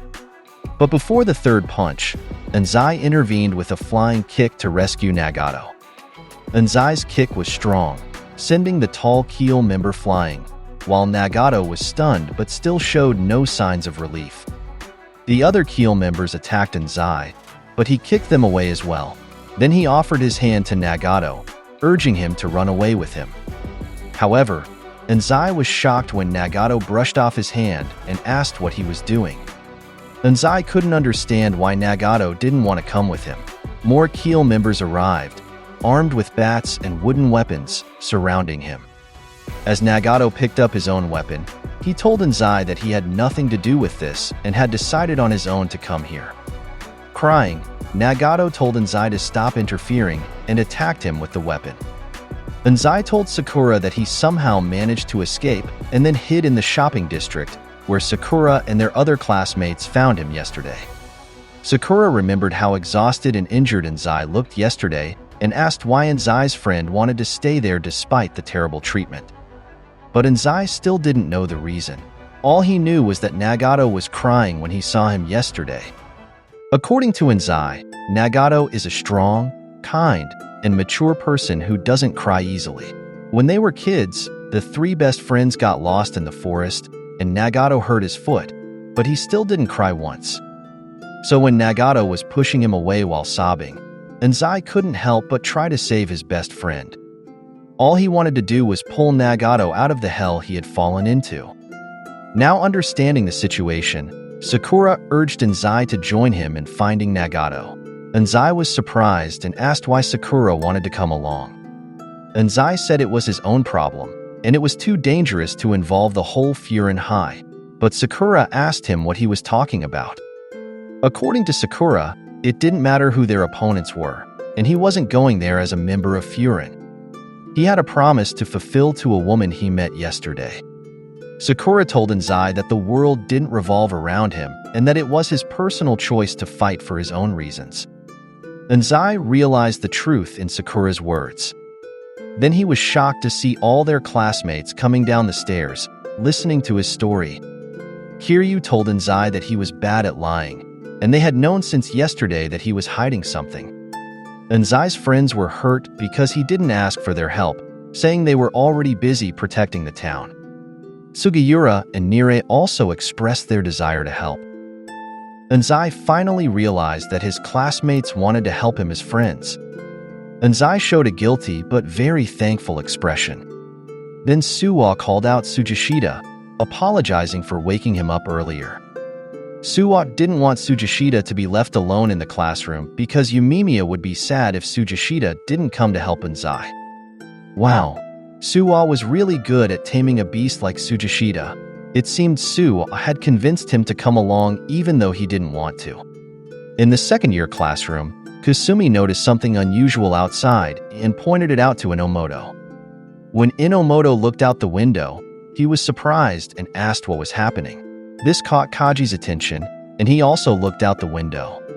All of Sakura's classmates were walking, and Nire was still taking notes as usual. They needed to reach the abandoned sunken shipyard, likely the headquarters of Keel, especially since they didn't have much time based on the picture Keel had sent them. Now, the entire Class 1-1 walked together towards the Keel headquarters, and it was clear from their faces that they were ready for a fight. According to Nire, they didn't know much about the Keel group. All Suwa and he knew was that it was a small-scale group notorious for its criminal activities and shrouded in mystery. They always wore the mark of a dragon skeleton on the back of their hoodies or jackets. Sakura told Nire that it wasn't important to know the details of what kind of team Keel was, because if they could do such vile things, they must be terrible people, and Sakura despised people like them. It was clear from everyone's faces, except Nire's, that they shared Sakura's thoughts and feelings. All they wanted to do was rescue Nagato, and anyone who tried to stop them would be beaten up. Onii thanked his classmates for their help, who were brimming with confidence. But he warned them that the Keel group they were facing was the type to gang up and use bats and lumber as weapons. They had no honor and didn't fight fair, so they needed to be careful. Everyone suddenly stopped walking because of what they saw, and Onii confirmed that they had arrived in their enemy's territory. This was the appearance of the abandoned sunken shipyard, dirty, eerie, messy, rusty, and foul-smelling. They saw a large warehouse with a big dragon skeleton mark, and they all knew that this was where they would face their enemies upon entering. Sakura noticed that the warehouse gate was locked and was irritated because he didn't know how they would all get in. But he got even more irritated by the noise of Nirai's phone ringing. Then Sugishita suddenly approached them. He went straight to the gate, grabbed the handle tightly, and tried to open it. Nirai told him that it was unlikely he could open it without tools, but Sugishita just increased his effort. Then Sugishita suddenly kicked the gate with such force that he managed to break it completely. Sugishita received various reactions from his classmates for what he did. Sakura and his classmates immediately entered and saw some members of Keel waiting for Onii on a platform. One Keel member said that their appointment was only for one person. But then he said it was okay if many of them came for Nagato and called for Nagato to greet his visitors. He brought out the injured and unconscious Nagato, held his hand, and mocked him by imitating Nagato's voice, saying, "Come on, come and get me." Onii immediately ran to attack the enemy but was stopped by Sakura with an elbow. Onii was angry, but Sakura said nothing to him. The enemy asked the entire class why they left their territory and interfered with someone else's problems in another area. As far as he knew, Furin was only supposed to protect their town. Sakura said he didn't come here as a Furin member. He had a personal reason and came here to take Nagato home safely, so he told the enemy to hand over Nagato. The enemy refused because he didn't want to release Nagato, especially since Nagato couldn't complete their daily quota. But Sakura stood firm and warned the enemy that he didn't come here to ask for permission. It was a direct demand. The Keel members looked at each other and laughed. Then one of them gave Sakura an irritating face and stuck out his tongue. Because of this, Sakura said he would beat them all up first before taking Nagato if they continued to block his way. And Sakura wasn't alone. He had his friends who had his back. Sarcastically, the enemy pretended to be scared because a bunch of neighborhood heroes suddenly raided their small base. Because of this, they had no choice but to defend themselves. Then many people carrying bats entered from outside and surrounded them all. Some members of Class 1-1 became nervous because they had all underestimated Keel, thinking it was just a small-scale team. The Keel leader, who had been speaking, showed an incredibly irritating evil smile as he let the entire gang in, while Onii apologized to his classmates for dragging them into this situation. But Sugiura and Kiryu said Onii shouldn't apologize because it would be easy for them to fight now. Each Furin member was equivalent to 3 or 4 Keel members. Sugiura called them lizards to insult them further. The Keel leader lost his smile upon hearing all of this. Suwa teased Sugishita, mentioning that he looked motivated, just like when he broke the gate earlier. Sugishita, acting like a normal person, said Yumimiya would never forgive or overlook what their enemies did today.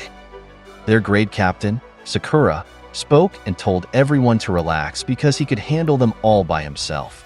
If they wanted, they could take on the remaining enemies he would defeat. Suwa, Sugiura, and Kiryu were pleased with Sakura's smugness. Nirai was still nervous about the fight, while Sugishita remained focused on the upcoming battle. Other classmates said that they couldn't play soccer alone and wouldn't let Sakura hog all the limelight. The atmosphere changed suddenly, and each Furin member felt incredibly brave, making the Keel leader feel intimidated by them. But since they were all here now, he ordered the entire Keel group to attack the intruders. Sakura also ordered his class to attack, and warned them not to underestimate them.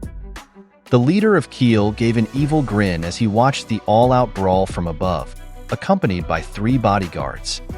Takanashi and Kurita also showcased their skills in the fight. When an opponent with a club rushed at Takanashi, he managed to catch it cleanly and dragged the attacker towards Kurita, allowing Kurita to deliver a powerful clothesline. However, Takanashi was unaware that another enemy was behind him, ready to strike. But the attack suddenly stopped as Kakeuchi intercepted the club. Kakeuchi grabbed the enemy and executed a backflip toss. Sakura was impressed by the 3 friends and all the Furin boys, as he could clearly see they were all accustomed to intense battles. The leader of Keel was also impressed by the Furin boys, as they were holding their ground despite being vastly outnumbered. He was particularly impressed by the 5 Furin boys who were dominating the fight: Sugiura, Kiryu, Suwa, Tsujishita, and Sakura. Even their classmates were surprised by their skills, especially by Tsujishita's raw power. Then, they saw an opponent with a club rush at Sakura. Sakura's movements to dodge were natural, and he used the net as a stepping stone to jump onto the enemy's head and perform a heavy head scissors takedown. They were surprised to find out that Sakura was even stronger than they had thought. Sakura told Anze to go up to where Nagato was because he saw that Anze is still busy fighting on the ground floor with them. Anze looked into Sakura's eyes and nodded in agreement. Class 1-1 pushed their enemies aside to clear a path for Anze to run through. The leader of Keel was excited to see Anze approaching them as Nagato started to regain consciousness. Nagato was shocked when he woke up to see Anze approaching while fighting. Sakura provided cover so that Anze could go straight up the stairs, where he was met by the leader of Keel. Anze, furious, charged at the leader of Keel, but his punches didn't land. Until the enemy caught Anze's final punch, looked him in the eye with a menacing aura, and delivered a powerful kick to Anze's chin. The impact knocked Anze unconscious instantly, and Nagato saw him fall down the stairs. He landed hard behind Sakura, who grew concerned for him. But before Sakura could reach Anze to help him, an attacker suddenly came at him from above. Fortunately, he managed to dodge it. The leader of Keel then announced that it was time for their VIPs to join the fight. Sakura was intimidated by the enemy who suddenly appeared in front of him and asked who he was. Meanwhile, Class 1-1 had nearly defeated all the Keel members they were fighting, so Takanashi and Kakeuchi shouted to rally their classmates and finish the battle. But 5 VIPs from Keel appeared at the railings above them and descended to face their respective targets. Each VIP Keel was to fight Sugiura, Kiryu, Tsujishita, and Suwa along with Nire. Their faces showed shock at the arrival of these strong opponents they had to face, along with the other incoming Keel members. The 5 simultaneously removed their hoodies to reveal themselves to the Furin boys they would be fighting. Their leader then declared it was time for round 2 of their battle. Sakura was getting increasingly irritated by the smug smiles of their enemies. Class 1-1 continued fighting Keel with determination, while Sakura struggled in his fight, mainly dodging because his opponent swung his weapon quickly and continuously. But the strange thing about this enemy was that he used a pipe as his weapon. He told Sakura that he wouldn't win the fight if all he did was dodge. The VIP from Keel's name was Takara of Congo, who always wore a big smile. He was also talkative, which further annoyed Sakura. As for Sugiura, he still wanted to always give his opponent the first strike to gauge him. Sugiura's mindset was unique because even though the enemy was unfairly using a weapon, he still thought it was fair. But what he still believes is that the good guys always win in the end, no matter what happens. Shiyu Kirishima is his opponent, a Keel VIP. Next is the Keel VIP, who uses a wooden club wrapped in barbed wire as a weapon, and Tsujishita is facing him. It is still difficult to hit Tsujishita because he remains quick to dodge despite his large and strong build. His opponent, Taishir Mogami, remarked that their fight seemed like it would be enjoyable. Kiryu, on the other hand, is also continuously dodging in his battle. His opponent taunted him, saying he moved like a woman. Kiryu replied that he thought graceful was a more accurate term because gracefulness wasn't exclusive to women. But his Keel VIP opponent, Renji Kaga, was just naturally arrogant. Suwa, meanwhile, does what Suwa does best, his unique kung fu-style defensive maneuvers. He also does this to protect Nire. His opponent remarked that Suwa was at a disadvantage because he had the burden of protecting someone while fighting. But Suwa responded that the reality was the opposite, as it actually helped him. Hansuki Tone couldn't believe what Suwa was saying, thinking he was being mocked. The brawl continued, but Keel was starting to gain the upper hand.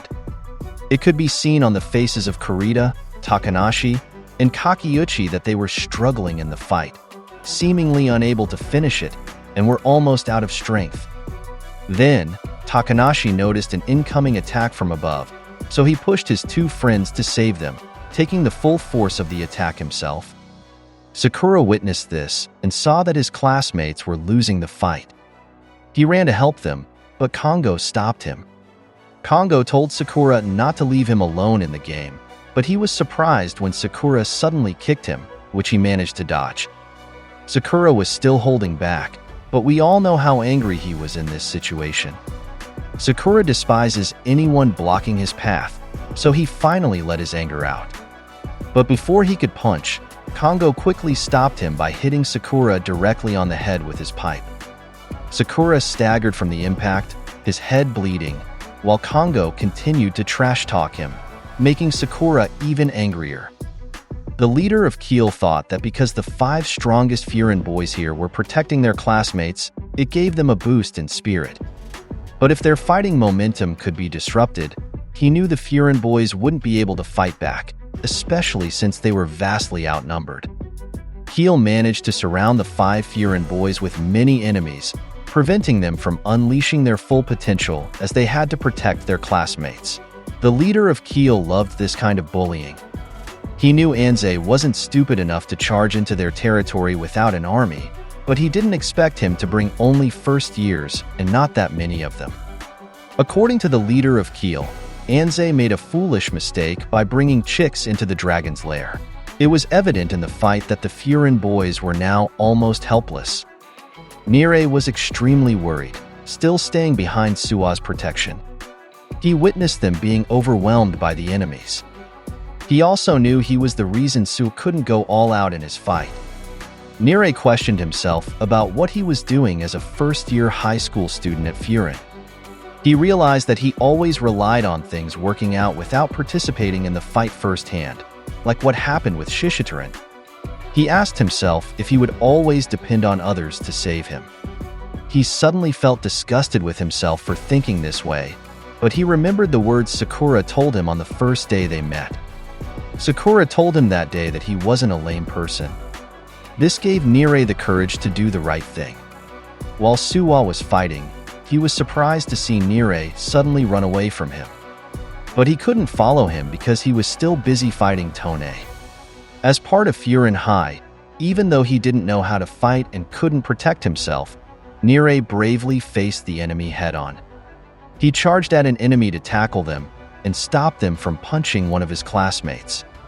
But because they were overwhelmingly outnumbered, reinforcements quickly arrived for the enemy, and Nire was the next to be beaten up, until one of them grabbed him by the hair and kicked him hard in the face. Nire fell, nearly unconscious, and was surrounded by enemies. He knew he couldn't fight back, but he still did his best. In the end, he could only apologize to Sakura because he thought to himself that he was pathetic. As Sakura continued to fight, he suddenly saw Nire being surrounded by enemies and in a dangerous situation.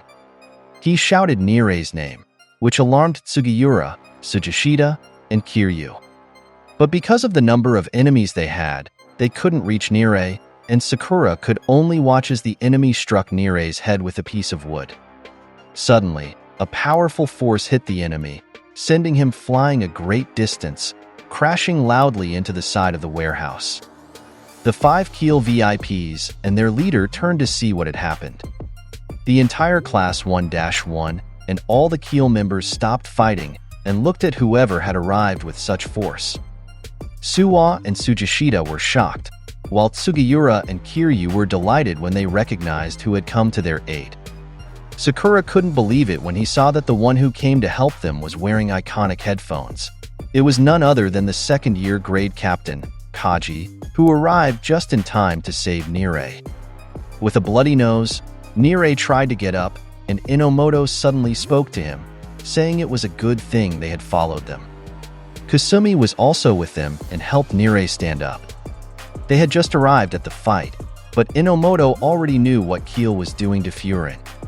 Not only were they outnumbered, but the Keel leader made sure to keep Class 1-1's strongest members occupied. Inomoto was happy that he, Kaji, and Kusumi had arrived just in time. The relief on Nirei's face was clear.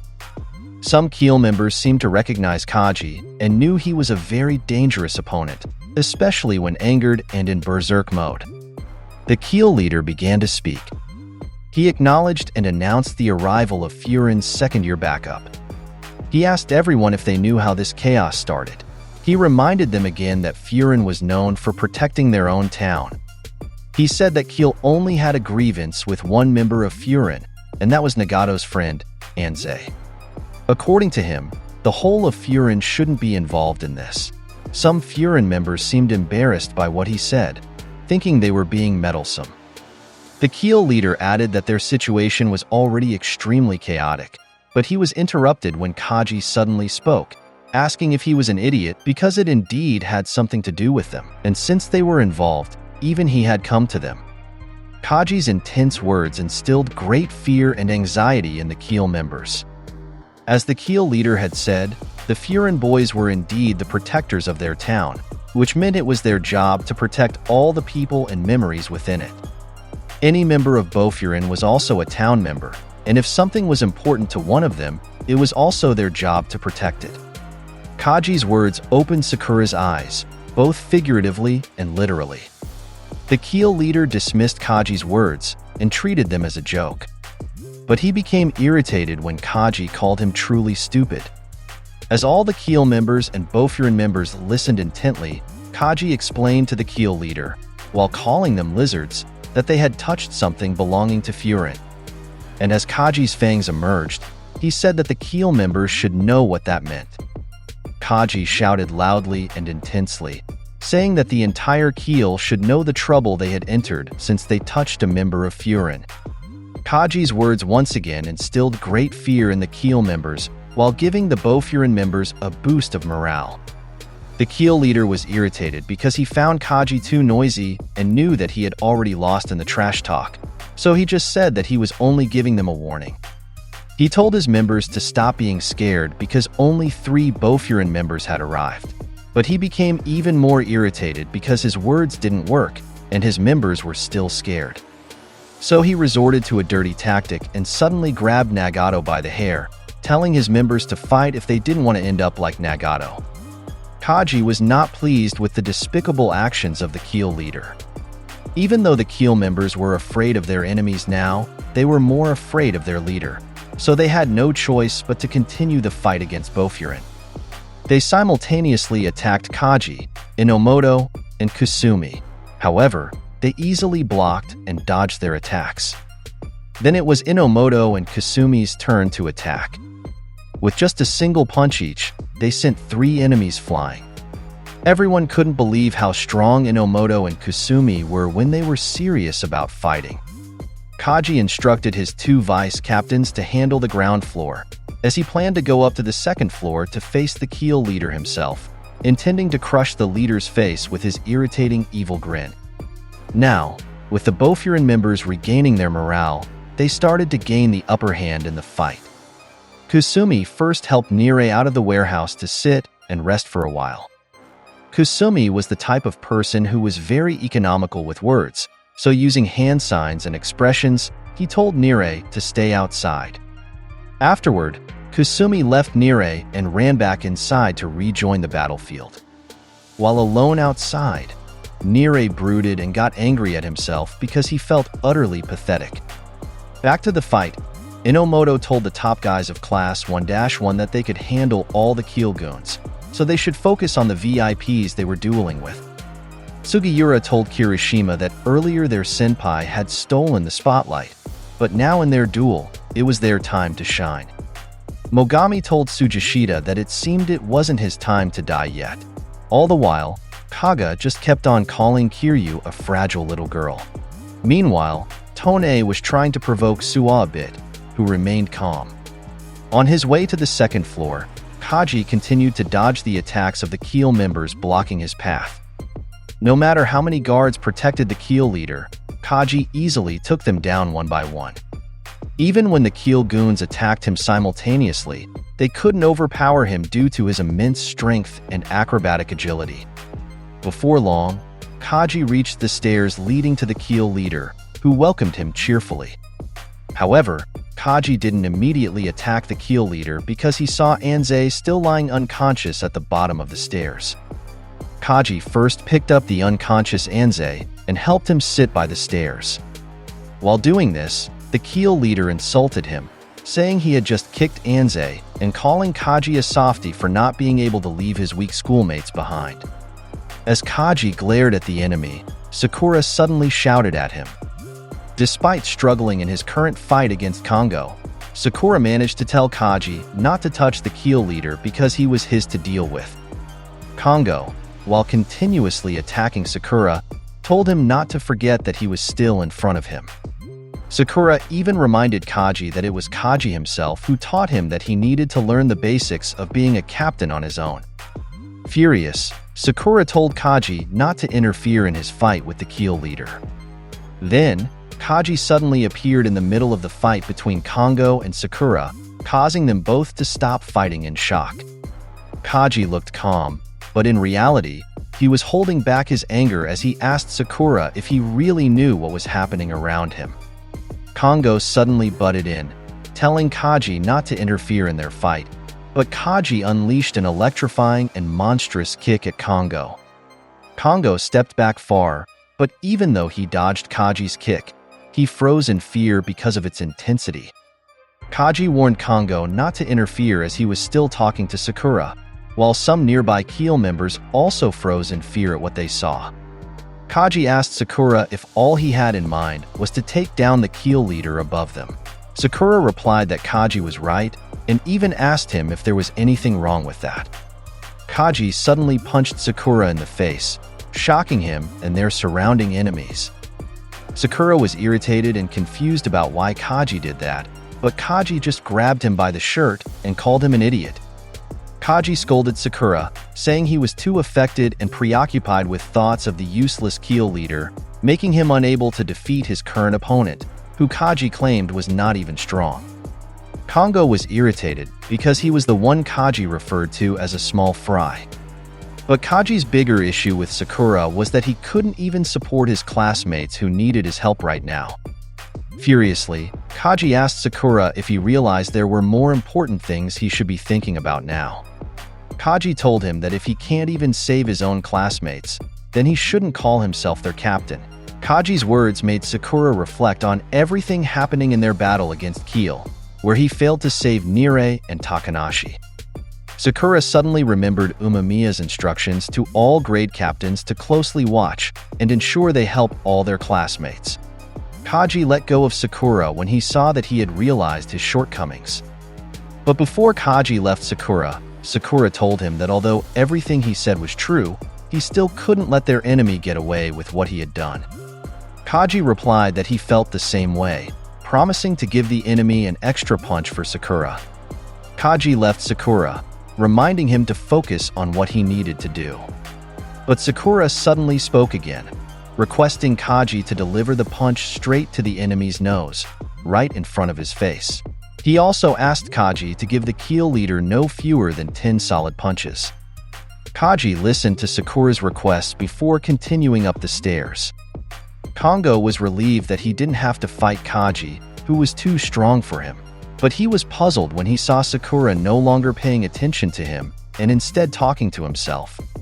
Then, Sakura suddenly punched his own cheek, cursing himself. Kongo was even more puzzled seeing this. Blood was dripping from Sakura's nose due to the strength of his self-inflicted punch, but the pain was nothing compared to the pain he felt from being a pathetic grade captain. Kongo insulted Sakura, asking if he was going crazy. Instead of getting irritated and angry, Sakura responded seriously to Kongo, saying they should finish the fight. Sakura apologized to Kongo, saying he no longer had time to waste on him.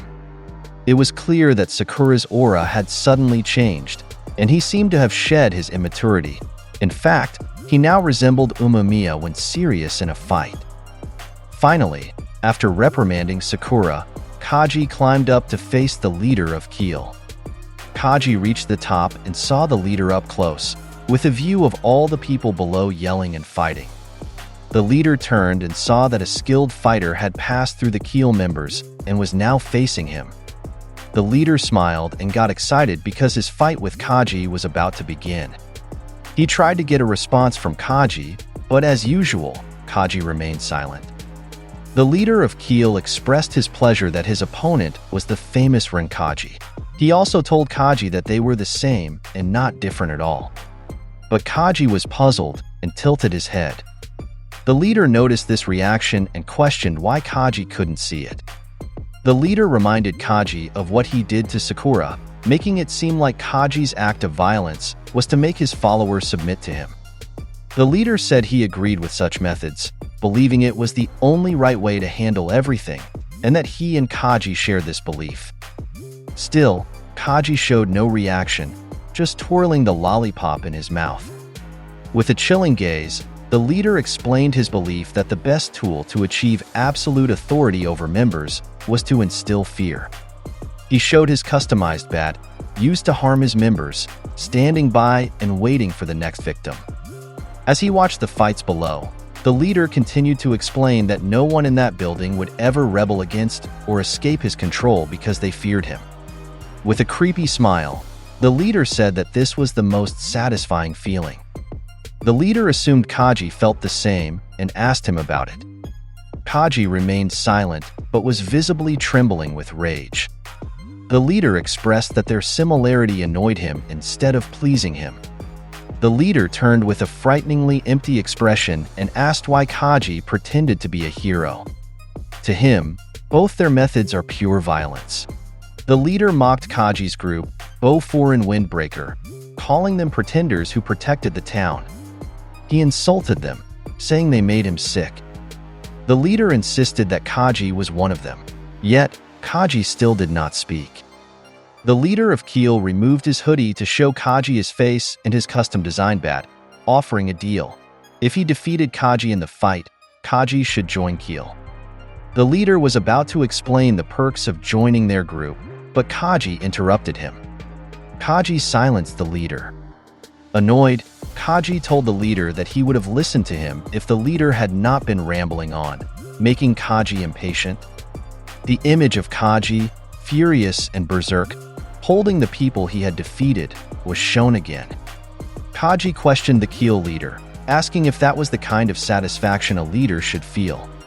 Kaji snapped, his previously blank expression changing, grinding his teeth, and showing intense anger. He told the Keel leader that bastards like him had no right to trash-talk foreign. The action resumed, showing a powerful kick, but Kongo blocked it with his pipe. Kongo was full of anxiety and surprise as Sakura's aura changed, making him seem like a different person. Kongo thought of the headphones kid, Kaji, whom he considered dangerous, and compared him to Sakura, realizing Sakura was also deadly skilled. Sakura's intimidating gaze indicated he was ready for a more serious and intense fight. Despite his battle scars, it was clear he still had much to offer in the fight. He stood as if waiting for the enemy's next move. Kongo saw that the Keel members were scared and hesitant to engage.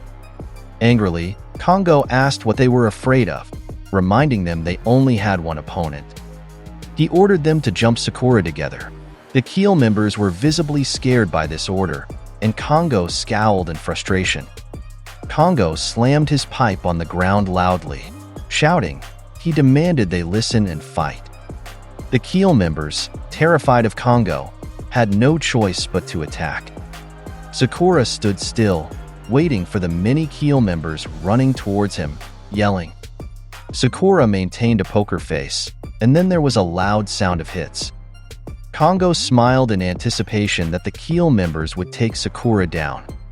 However, he realized that it was the Keel members getting hit. Kongo was visibly confused by the speed of the events, with a lingering smile on his face. One by one, Sakura took down those who attacked him. It sank in for Kongo, and his face showed fear. After a powerful slam, Sakura stopped and faced Kongo. Fearful, Kongo was sweating and gripping his pipe like a shield. They stared at each other face to face. Kongo's face was full of fear, while Sakura, with his hand ready to punch, had a simple expression, showing a bit of his teeth but exuding heavy anger. Sakura delivered a powerful punch to Kongo, which flew and crashed far away. Kongo dropped his pipe. The Keel members were terrified by what happened. Sakura then said he didn't have time for them. Sakura made a dramatic turn, adjusting his jacket. The background darkened, reflecting his menacing glare. Angrily and urgently, he challenged the next opponent. The point of view showed the weapon being swung. We return to Sugiura's fight, who was being hit repeatedly in the face by Kirishima. After the final hit, Kirishima asked where his happy-go-lucky attitude had gone. He taunted him, saying he preferred the silent punching bag but knew Sugiura had more to offer. He replied that it was nothing. He wiped his bleeding nose with a creepy stare and smile, saying it was just his ritual. With a dull expression, Kirishima asked what nonsense Sugiura was talking about. As Sugiura responded, the fight between Furin and Keel members continued, showing Inomoto and Kusumi in battle. He boasted that saving their friends was a virtue, but they still needed their seniors' help to fix their mess. Kirishima interjected, saying that was because they were too weak. Kirishima yelled and attacked, demanding he wipe off his smile. But he kept smiling. He caught the punch Kirishima just gave him, surprising him. With a big smile, Sugiura said that smiling was one of his virtues. Sugiura prepared to punch, while Kirishima shielded himself with his wooden weapon. Sugiura added that he did all this as an entertainer. Sugiura punched Kirishima so hard that Kirishima's wooden shield broke. The impact of Sugiura's punch on Kirishima's grimacing face was shown, along with his body flying away. Kirishima tried to get up but looked at Sugiura, who said that just smiling wasn't enough to put him in a good mood. Sugiura called Kirishima to stand up. With a big smile and excited eyes, Sugiura cracked his knuckles and said it was time for the final round, mockingly calling Kirishima lizard breath. Sugiura and Kirishima continued their fight, with Sugiura managing to push and drag both of them forcefully into the equipment on the side of the warehouse. The equipment was destroyed upon impact, but the two resilient fighters managed to stand up afterward. Kirishima was extremely frustrated with Sugiura, so he picked up a piece of wood and immediately swung it at him. However, Sugiura, still smiling, praised Kirishima for not being a boring opponent and noted that it seemed like they both had enough strength to extend the fight for several more rounds. They continued exchanging punches to the stomach and cheeks, with Kirishima still using his weapon. They both kept battering each other, showcasing their impressive toughness. However, Kirishima started having difficulty standing straight. Despite his condition, he managed to plant his right foot firmly, determined to keep fighting. But he was surprised to see Sugiura walking towards him with a big smile, seemingly not tired at all, and even inviting him to continue the fight. Kirishima began to feel fear, not understanding why he was struggling against his opponent. He tried to hit Sugiura again, but before he could make contact, he received a powerful flying dropkick. The impact was so strong that he was flung to the side of the warehouse, where metal and wood were scattered, while Sugiura complimented him on his portrayal of a villain. While Kirishima was unconscious, Sugiura told him that even though he played a good villain, no one would be happy with what they were doing in their criminal gang, Keel. Meanwhile, in the fight between Tsujishita and Mogami, Tsujishita still hadn't made any progress, and Mogami relentlessly taunted him, calling him weak. Tsujishita's face showed a mix of anger, irritation, exhaustion, and disappointment as he took all the hits in the fight. Mogami asked if he was wrong in his statements. Tired of testing Tsujishita's resilience, Mogami charged at him with the intent to end the fight quickly. Mogami thrust his barbed wood forward, but Tsujishita dodged it. Tsujishita tried to grab it, but Mogami quickly pulled it back. Irritated, Tsujishita charged at Mogami and tried to grab him, but Mogami swiftly backflipped away. Mogami remarked that he almost got caught and noticed that Tsujishita's movements were getting faster. Then, Mogami used his wooden weapon as a staff to quickly land a self-assisted dropkick straight to Tsujishida's stomach. Mogami taunted Tsujishida again, noting that he seemed hurt, but Tsujishida, being a true tank, still had enough strength to grab Mogami's left leg. Tsujishida then slammed Mogami hard onto the ground. This was the first time Mogami felt pain in their fight. Now, we see Tsujishida in serious mode again as he spoke. To him, his small, agile opponents were like annoying little mice, and he deeply resented people like Mogami. Mogami asked why Tsujishida was suddenly expressing his anger towards him, but before he could finish speaking, he realized he was doomed as Tsujishida slowly approached, unable to escape. Mogami could only say, "Wait." Tsujishida delivered a solid punch to Mogami's face, knocking him out cold. For the first time, Tsujishida could breathe easily again. While pushing his long hair back, he asked Mogami who the idiot was that says, "Wait," in the middle of a fight. Now, let's move to the fight where a huge hole suddenly appeared in the warehouse wall. It turns out Kaga caused it, blaming his opponent, Kiryu, for constantly dodging his attacks. As usual, Kiryu looked cute, confident, and unscathed. He said Kaga shouldn't blame him because it was Kaga's gorilla-like strength that broke the wall. Kaga agreed with Kiryu but followed up with a heavy insult, arrogantly calling Kiryu a weakling compared to himself. While Kiryu continued to dodge Kaga's attacks, Kaga asked how he could avoid feeling ashamed of his fragility because if Kaga had been born like Kiryu, he would prefer to die. Kiryu responded that he loved his body type, but Kaga didn't believe him, thinking he was just pretending. Kaga believed that weak creatures had no choice but to obey the strong, and that people without power had no right to live. He said this while preparing a punch for Kiryu. Kiryu was momentarily speechless and slightly stunned by Kaga's words. For the first time in their fight, instead of dodging Kaga's attack, Kiryu blocked it. Kiryu even skidded back a bit from the force. Kaga continued to trash talk, asking if Kiryu's arms were hurting. But Kiryu only irritated him by saying that Kaga didn't seem like the kind of guy women would like.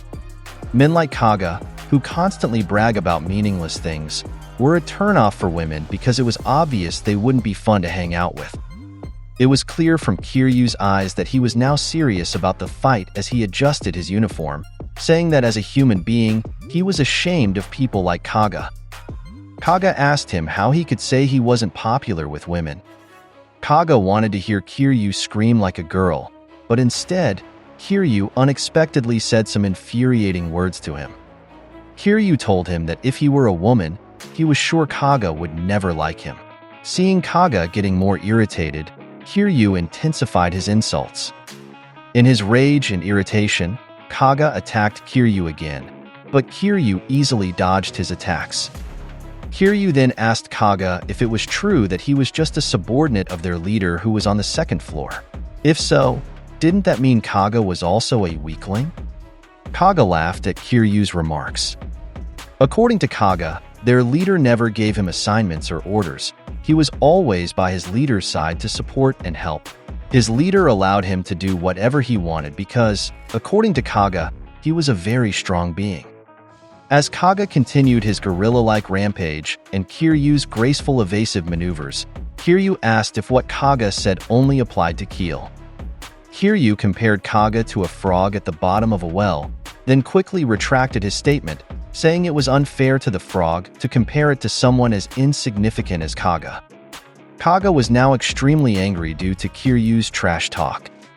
So, Kaga immediately charged and said he didn't believe the words of someone who couldn't even land a punch on him. Kaga added that he should be the one feeling embarrassed for Kiryu, while delivering a right jab that Kiryu easily dodged downward. But in an instant, Kiryu counterattacked with his right palm, hitting Kaga right on the jaw. Kiryu called the slap wimpy, saying he barely felt it, but suddenly, Kaga weakened and collapsed to the ground due to the intense weakening effect. He couldn't understand what happened, why he couldn't move, and why he felt so dizzy as if the world was spinning. Kiryu spoke while standing in front of Kaga's face, saying it didn't matter that he wasn't a strong person because he could still defeat Kaga. Kiryu taught Kaga a life lesson. He shouldn't boast about the things he was born with because he was just lucky to have them. And maybe that was why he had plus points for being handsome to women. Kiryu didn't like bullying people, especially when they couldn't even move. But since he couldn't just leave Kaga conscious, he gave him another slap to put him to sleep for a while. Now we see that many of the Keel members have been taken down by the Bow Foreign, and one foreign member was about to be ambushed by a Keel member because he was still busy with his current opponent. Fortunately, Inomoto arrived and kicked the Keel member away to save him. He apologized to Inomoto, but Inomoto just told him to always focus on the opponent in front of him, while suddenly kicking the same Keel member in the stomach. Meanwhile, in the middle of the battlefield, we see Kasumi going around helping struggling foreign members, like a white-haired foreign member who was about to be punched and taken down by an enemy. Before the punch could land, someone caught the enemy's arm and followed with a body slam like a judo hip toss. The first-year student thanked his senpai, Kasumi. Now we see that most of the Keel members in the fight are either unconscious on the ground or resting on the sidelines because they can't fight anymore. We see Takanashi and Kakeuchi still in good condition, giving their best in the fight. Takanashi is very impressed with their two senpai who arrived. Because of them, Bow Foreign was able to turn the tides of the battle. While punching an enemy, Kurita told Takanashi that just because they had strong backups from the second years didn't mean he could relax in the fight. Takanashi replied that he knew that, but they were both surprised when a fast opponent suddenly charged at them, ready to hit Takanashi with a piece of wood. But Sakura suddenly arrived and kicked the enemy before he could reach Takanashi. The three friends were stunned because they were happy and inspired that their grade captain himself was stepping up for all of them. Takanashi thanked Sakura, who had a serious face and eyes showing a bit of regret for failing to save them earlier. Sakura couldn't say anything. But Takanashi just smiled and laughed in front of his grade captain, saying it looked like they were both beaten up in the fight today. Sakura wanted to apologize, but he couldn't bring himself to say it because he was too embarrassed. Suddenly, Inomoto arrived, asking if they were done with their fight and if everyone was okay. Sakura replied that they were fine. Sugiura and Kiryu also joined them, saying they had finished their fight. Kiryu mentioned that it looked like Tsujishita was almost done with his enemies in his area, but Sakura said their fight wasn't over until the last enemy was defeated. Then, Sakura spoke seriously to everyone, promising that the next time they needed him, he would be there to help them. Sugiura and Kiryu followed up with their own promises to Sakura that they would accompany their grade captain whenever he needed support. Kurita, Takanashi, and Kikichi were happy about this, and Kasumi and Inomoto were impressed with Sakura. Now, Sakura told everyone to move out. But as Sakura was running, a body suddenly flew in front of him. He was startled and stopped because it was a beaten-up Keel VIP, Tone. Tone asked why the person who threw him did that, as he couldn't stand up out of fear. When Sakura turned around, he saw Suwa approaching with a serious expression. Suwa, known for being cheerful and calm, now emitted a terrifying aura and gave a dark look towards Tone. As Suwa approached Tone, he continued to give his enemy a menacing glare, making Tone fearful. But as a Keel VIP, Tone's anger overpowered his fear, and he managed to stand up to punch Suwa in the eye. Before he could get close, Suwa quickly countered with a left kick that landed directly on Tone's face. This knocked his opponent unconscious to the ground. However, Suwa wasn't satisfied yet and picked Tone up by his clothes to punch him again. Before Suwa could strike, Sakura caught his arm to stop Suwa, who then asked him what is it that he wants. Sakura told Suwa to stop beating the enemy who was already defeated and unconscious. Suwa remarked that it was surprising to hear Sakura speak so calmly. He then asked if Sakura wasn't also angry at the enemy for hurting them badly. Sakura replied that of course, he was pissed as well, but he added that the anger he felt was only towards himself. Suwa couldn't believe what he was hearing from Sakura. Sakura continued, saying they got beaten up initially because he was too selfish and arrogant when they arrived. Suwa's fist, still itching to strike, was calmed by Sakura telling him that remaining angry wouldn't help them. Instead of anger, they needed to focus on more important things. Sakura said that many of their classmates still needed help in the fight. Suwa's anger faded, and he began to regain his composure. He smiled at Sakura and jokingly told him he was too demanding. But he agreed with Sakura, saying that there were more enemies he needed to punish. Suwa proceeded in the direction he chose to help in the fight. Soon after, Sakura also moved in the opposite direction. As Sakura walked away, Suwa watched him with admiration, thinking he was no match for Sakura. Inomoto, who had seen everything that happened while dealing with a Keel member, became even more impressed with Sakura. Now, let's look at the most intense battle happening in the warehouse. The fierce duel between Rankaji and the Keel leader, where Kaji seemed to be on the defensive. After dodging a fast and powerful strike from the leader, Kaji decided to run away. Reaching the end, he used the wall to perform a somersault. While Kaji was in midair, the enemy stopped, seemingly enjoying watching Kaji's move. Kaji's powerful assisted somersault kick connected with the enemy's head, but he absorbed it well and countered by landing a hand on the ground. The leader looked up, smiling. Then, we see a rope already wrapped around Kaji's neck. He pulled the rope hard, dragging Kaji across the floor. Afterward, he gave Kaji a creepy smile accompanied by a monster-like stare, eager to use his customized bat. Luckily, Kaji managed to dodge the leader's strike and step back to create some space. Kaji was panting and getting angry again because facing his enemy now wasn't easy, and the leader kept smiling and provoking him. The Keel leader said he knew Kaji was suited to join his group because he could see from Kaji's appearance that he was close to going berserk. The Keel leader introduced himself as Shingo Natori and said he knew Kaji would be happy if he joined him. While emitting a very evil aura, Natori told Kaji that being a hero didn't suit him because his true nature, hidden inside, was like a beast, as seen in his face. Kaji suddenly responded, agreeing with Natori that he was indeed a beast and not a true hero. Kaji shared with the enemy that when he was younger, he had instances where he would suddenly snap, his mind would go blank, and he would wake up to find many people around him beaten and unconscious. Natori interrupted, saying it must feel amazing. Kaji had no comment on Natori's statement and continued his story. Kaji said he never got any joy or satisfaction from those events. In fact, he hated himself for not being able to resist the monster within him. But eventually, he learned to control himself. Natori just smiled, seemingly thinking of what to say next for trash talk.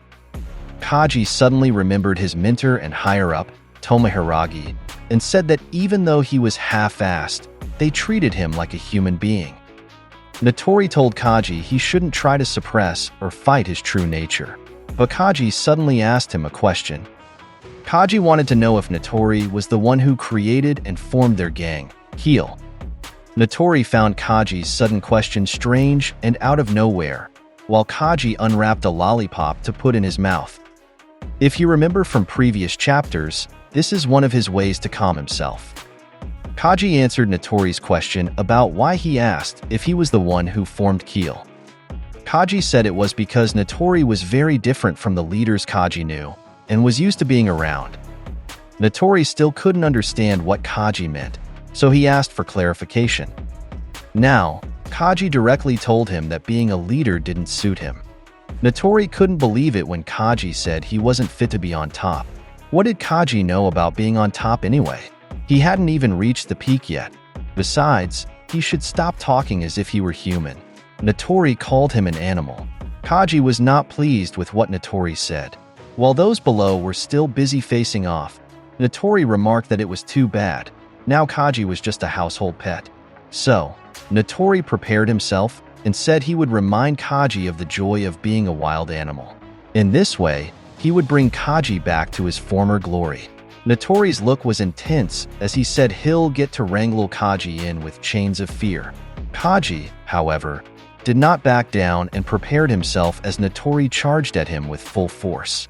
Notori swung his bat in front of Kaji, but Kaji wasn't hit. When Notori jumped to strike, Kaji stepped back and perched on the railing. Notori invited him to dance. Impressively, even while on the railing, Kaji managed to somersault to avoid Notori's attacks, which annoyed Notori because Kaji was merely dodging him.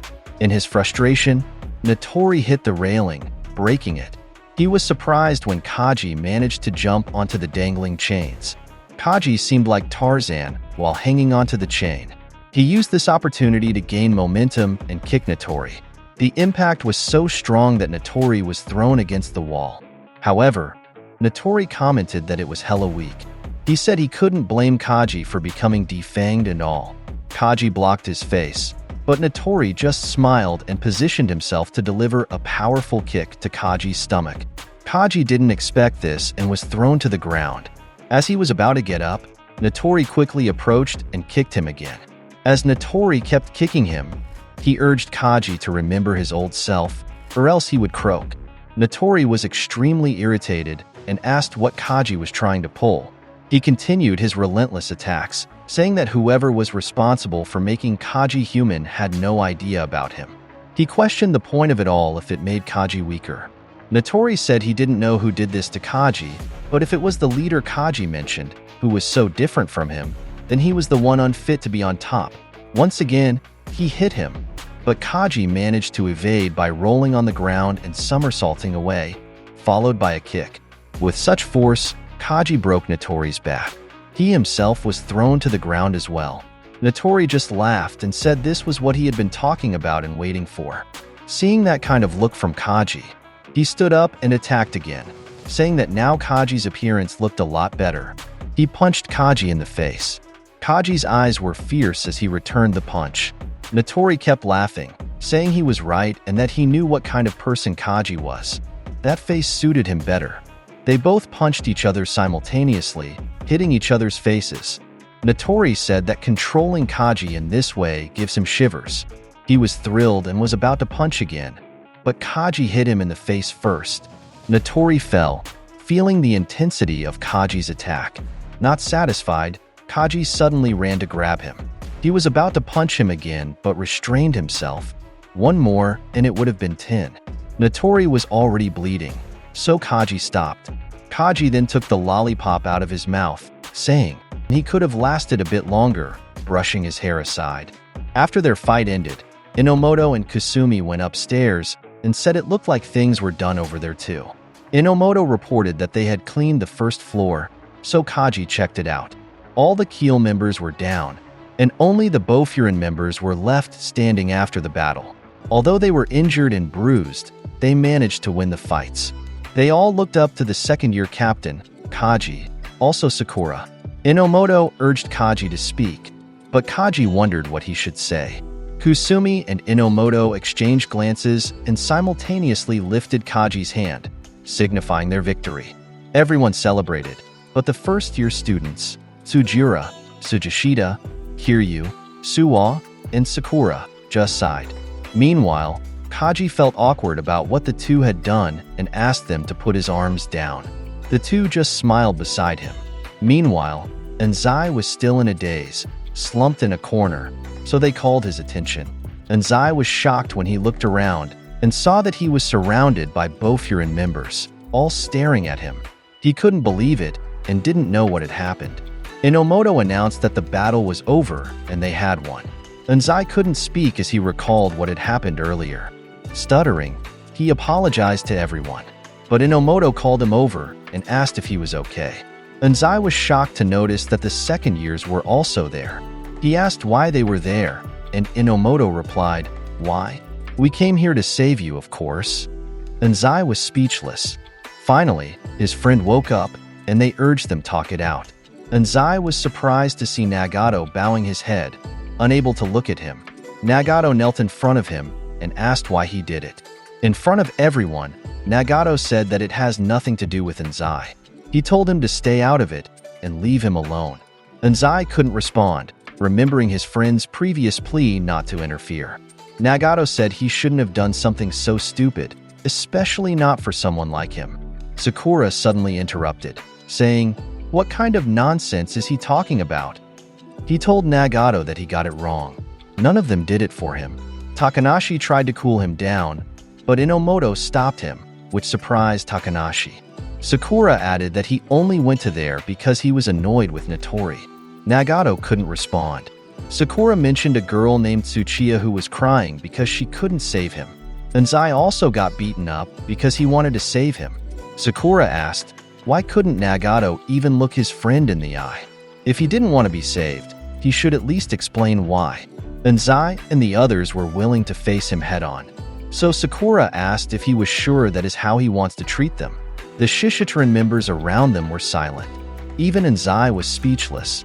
Because of this, Nagato was finally forced to admit that he had done something bad to his friend Anzai. He said he had done many things he couldn't take back. And because of that, Nagato said he didn't deserve to be saved. Everyone was silent, and then Kusumi suddenly bowed and tapped Nagato's shoulder, surprising him. Kusumi said they didn't care how Nagato saw himself. Kaji mentioned that Anzai was willing to get beaten up just to save him.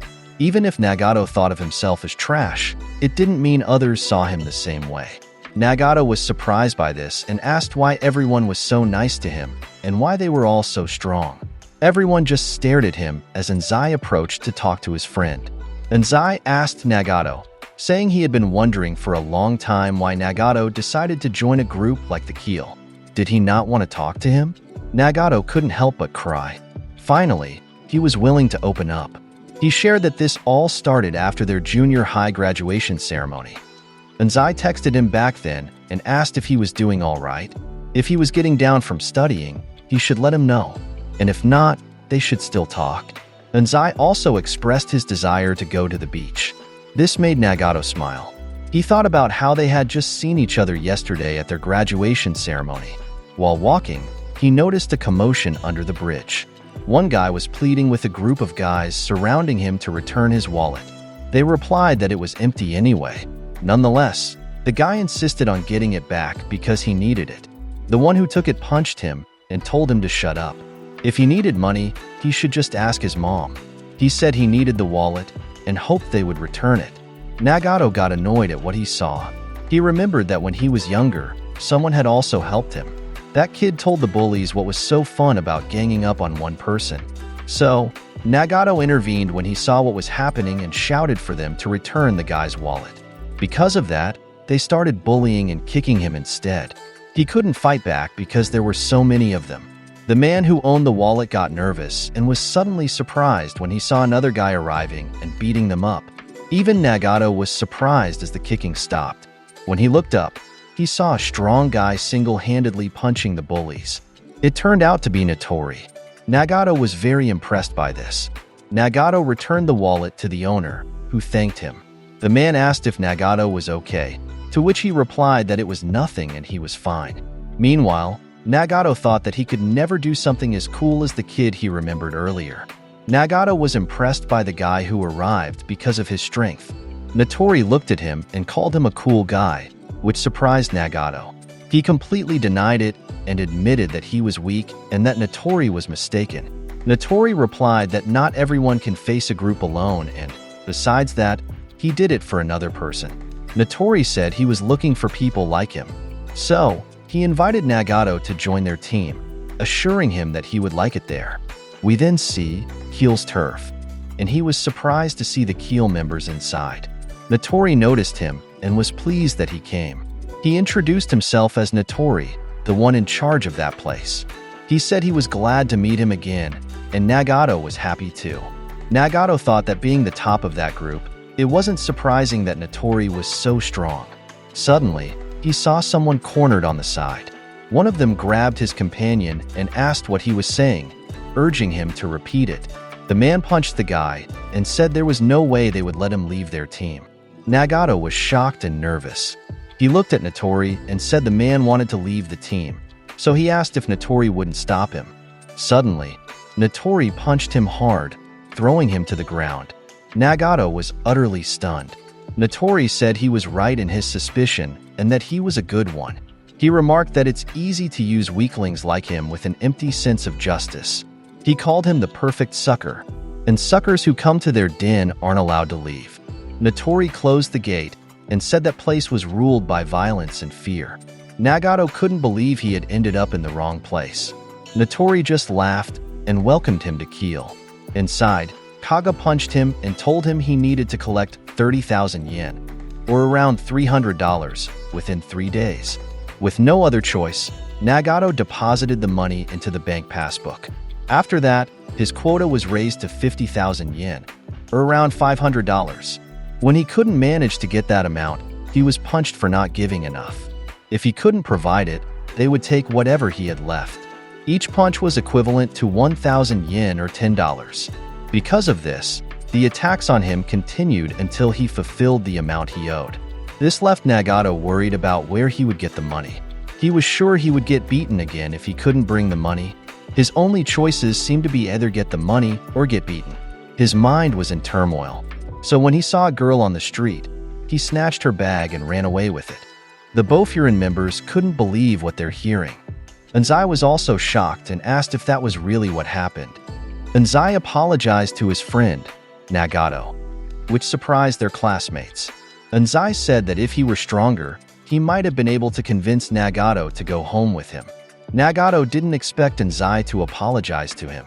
Nagato replied that even if he managed to beat everyone there, he still couldn't leave with him. It was impossible for him to leave. Someone like him, who had done wrong things, didn't deserve to be with him. Anzai was surprised by what he said. Remembering the past, he admitted that he had always wanted to be like Anzai, like him, strong and cool. He thought that by joining a team, he would become closer to him. But in the end, he couldn't become strong. Anzai pulled him into a hug and called him an idiot, asking what he was talking about. Flashback to when they were kids, Tsuchiya was concerned when he saw Nagato was hurt. She already told Anzai it was dangerous, so Anzai apologized. They were surprised to see that Nagato's leg was injured. Tsuchiya was worried and asked Anzai what they should do. Nagato told them he was fine and to forget about his scrape. At least both of them weren't hurt. Back in the present, Anzai said that Nagato had always been strong and cool, making Nagato tear up and return the hug to his friend. He couldn't help but cry because of that. Meanwhile, Nire was surprised when he woke up. He was being carried on Tsujira's back. He apologized and asked Nire if he woke up because of them. Nire couldn't figure out what was happening. He was shocked to see his companions and asked where they were. Kiryu said that the fight was over and they were on their way home now. Nire was happy to hear that. It seemed like everything was okay. He was glad to see that everyone was all right. Tsujira mentioned that Nire was the one who wasn't okay. Nire was shocked and apologized, asking to be put down because he could walk. Tsujira replied that it was fine. He could use it for his training. Then someone suddenly tapped Nire on the back and flicked his forehead. It hurt Nire, so Tsujira stopped him. It was Suwa, who Kiryu teased as a sadist. Suwa thought Nire had gone crazy for suddenly running off on his own. Nire remembered what had happened. Suwa told him he couldn't always be reckless. Nire apologized again. But since he had contacted the second years, they survived. Sakura was even mad at him because it was irritating that he was on his phone during the fight. Tsujira thanked Nire for his support. Suddenly, Nire remembered something and looked for Sakura. Tsujira said he was probably behind them. Sure enough, when he turned around, he called their captain. Nire got down, and the two of them stared at each other. Sakura recalled what had happened and looked away. He said he was happy because Sakura was okay. Sakura replied that he should worry about himself. He praised Sakura, saying he was impressive. Sakura was surprised by this. He had just become a great captain, but he already managed to lead everyone and solve the problems. Nire sincerely thanked him. Sakura asked what was so impressive about that. He boasted that he could take down all the Keel members by himself, but he hadn't accomplished much either. He admitted that he was distracted and that his overthinking was the reason he struggled against an opponent that should have been easy. They even needed the second year's help. What was so impressive about that? Why would they still call him grade captain if that were the case? Those in front looked at them because of their conversation. Nire and all their classmates were exhausted and injured. No matter how they cut it, he believed it was all his fault. He knew that was what they're thinking. He thought everyone was probably blaming him, their grade captain, for what happened. Nire was surprised to hear this. Onii told Sakura not to be stupid. If he had been alone, he wouldn't have been able to get Nagato. What others thought didn't matter. All he felt was gratitude for Sakura's help. Onii smiled and thanked Sakura, which Sakura didn't expect. Takanashi said it was their fault they got beaten, not Sakura's. Kurita and Kakeuchi agreed. They were all frustrated with the battle's outcome. Tsujira added that it was their responsibility because they weren't strong enough yet. Kiryu mentioned that even Tsujishita felt the same way. He didn't even know how he would face Umamiya. Nire approached Sakura and said he knew his words might not carry much weight, but he asked Sakura not to bear everything alone. After all, weren't they friends? Suwa agreed and said that as vice-captains, both he and Nire were also responsible for what happened. He patted Sakura on the shoulder and said that from that day on, they would stand back up together. Their faces showed they agreed. Sakura was speechless. He wondered what that feeling was. Since seeing his companions get beaten up, he had felt something lurch in his stomach. Before, he never had problems with such weak opponents. Sakura thought hard about what was happening to him. Meanwhile, the second years were just watching them. Inomoto said it was a good experience for them and the freshmen. He recalled something similar happening when Kaji became captain. He said Hiragi was scary back then. He then asked Kaji if he was right. Kaji asked his companions for their opinions about the group they fought. This made the two of them think. Kaji said they didn't have much information about Keel, and it was surprising how many were in their group. Inomoto asked if there was something they should be concerned about. Kaji couldn't understand how someone like Natori could convince so many to follow him. Something's fishy, he said. Back on Keel's turf, the team members were still lying around, thoroughly beaten. Suddenly, a Keel member got up. He said he came because he heard they were going to add it with Furin. He wondered why they lost so badly. He thought Furin had become weaker than he had imagined. But then again, it was the first-year students who fought them, so there might have been a limit to their strength. Anyway, it seemed like this was the end of Keel. He was surprised to see that Keel had grown, but he said it was a shame. He acknowledged that Keel had rotted from within because of the idiot Natori, who had gone mad with power. He wanted to teach him a lesson, but he ended up wiping out their team himself. Scratching his head, he admitted he was a terrible judge of character. Oh well, he thought. At least he managed to get a good card against Furin. So, he should be optimistic since they managed to pull off a good result in the end. Nevertheless, he said goodbye to Keel. He took off his Keel jacket and admitted that they at least helped him kill some time. That evening, Inomoto could be seen in front of a diner. Their leader, Umamiya, was supposed to be there, so he called his companions to go inside and report what had happened earlier. Upon opening the door, they were surprised to find him just enjoying himself with some men inside. They even requested another soda for Umamiya. When he saw them, he welcomed them warmly. Inomoto apologized for possibly interrupting his meal. Umamiya said it was no problem. He had just helped unload some cargo and suddenly ended up there. Sakura wondered how that happened. Umamiya sat and listened attentively as Onii recounted what had happened. He apologized for it and bowed to their leader. The other Bofurin members remained silent as he narrated the events. When Umamiya slapped his hand on his lap, Onii and Nagato became nervous. Umamiya just smiled and said, now that he had heard it, he praised them and said, "Great work." The two were not expecting that. Just then, the restaurant owner arrived and offered food to the students. Umamiya asked if that was okay. They had already occupied the space in the store, and now he was feeding them too. He cheerfully said not to worry about it. So, Umamiya invited them to eat. Onii asked if that was it. Umamiya was puzzled by what he meant. Onii clarified that Furin got involved in his personal issues. Their leader agreed but pointed out that Nagato was his friend. Of course, Furin would help to save him. Onii added that even the second years were affected. Umemiya replied that it was their job to watch over their juniors. They couldn't believe how casual he was about it. So Nagato knelt and apologized for the trouble he had caused.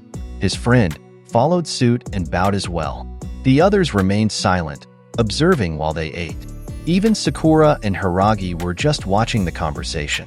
Umemiya offered Nagato some food. He initially declined, but Umemiya insisted. So, Nagato had no choice but to taste the food given to him. Enzai watched him, and as Nagato chewed, he couldn't help but tear up. As he wiped his tears, Umemiya asked if the food was good. Nagato replied yes, saying it had been a long time since he had eaten something that delicious. Umemiya said that now, Nagato shouldn't forget that taste. When life gets tough, he might lose the chance to savor what he eats. But when he shares a meal with someone who can ease his anxiety, for some reason, the food tastes better. Enzai felt at ease because of this and just looked at Nagato. Umemiya added that they couldn't change what had already happened. No matter what others think, only he will bear the responsibility and live on. He advised them that they would surely face many more difficult situations, but when those times come, Nagato should remember the taste of the food he enjoyed today. That is solid proof that he is not alone. Isn't that right? He asked. Nagato nodded while still tearing up. Because of this, Umemiya invited them to eat more, and Enzai thanked him. Nire then asked Kaji if they also eat lots of food after fighting. Suo replied that it seems so. On the side, Sakura was silent and appeared deep in thought. Umemiya noticed this and asked what's the matter since he seems down. Sakura denied it, saying it was nothing. Nire, who was beside him, explained that he and the others got beaten up during the fight, so Sakura felt responsible for it. Sakura, irritated, told him to be quiet. He said he was just frustrated with himself. Usually, he talks big and he'd be able to back it up, but earlier, he didn't know why his body couldn't move the way he wanted to. Sakura and Hiragi exchanged glances. Umemiya just smiled and said the reason Sakura couldn't move might be because he saw his friends getting beaten up. If that was the case, it only meant one thing, that he likes them. Sakura couldn't accept this, while Suo and Nire smiled, and the others listened. Sakura got irritated and asked why Umemiya always go back to crap like that. As he stood up, his leg hit the table. Umemiya laughed, saying it sounded painful, while Hiragi said he should watch it. Nire asked for a towel for his friend. Sakura was silenced by what happened. After the meal, Umemiya said goodbye to them. He asked Hiragi what he thought after hearing Sakura's words. Hiragi laughed and said that he and Sakura were similar. Umemiya was pleased, thinking that Sakura's gonna get real strong. The senior students were excited for him. The store owner peeked out and called Umemiya and Hiragi's attention. He said that after they finished, they should come back because he had cooked pork katsu. Umemiya got excited hearing that, while Hiragi couldn't believe he could still eat more. Enzai and Nagato, along with Sakura, went straight to the playground. Someone called Nagato, and it turned out to be Tsuchiya. Nagato couldn't bring himself to look at her. Tsuchiya walked straight up to Nagato and started hitting him. Enzai was surprised while Tsuchiya called them both idiots. She said they were both injured and beaten. She teared up while saying, "Welcome back." Nagato thanked her. Finally, the three friends made up and were together again. Because of this, Sakura decided to leave, but Tsuchiya called out to him, saying she still didn't know his name. So, he responded, "Sakura." They all looked at him while Tsuchiya thanked him. Sakura was surprised and said it was nothing, that he had just kept his promise.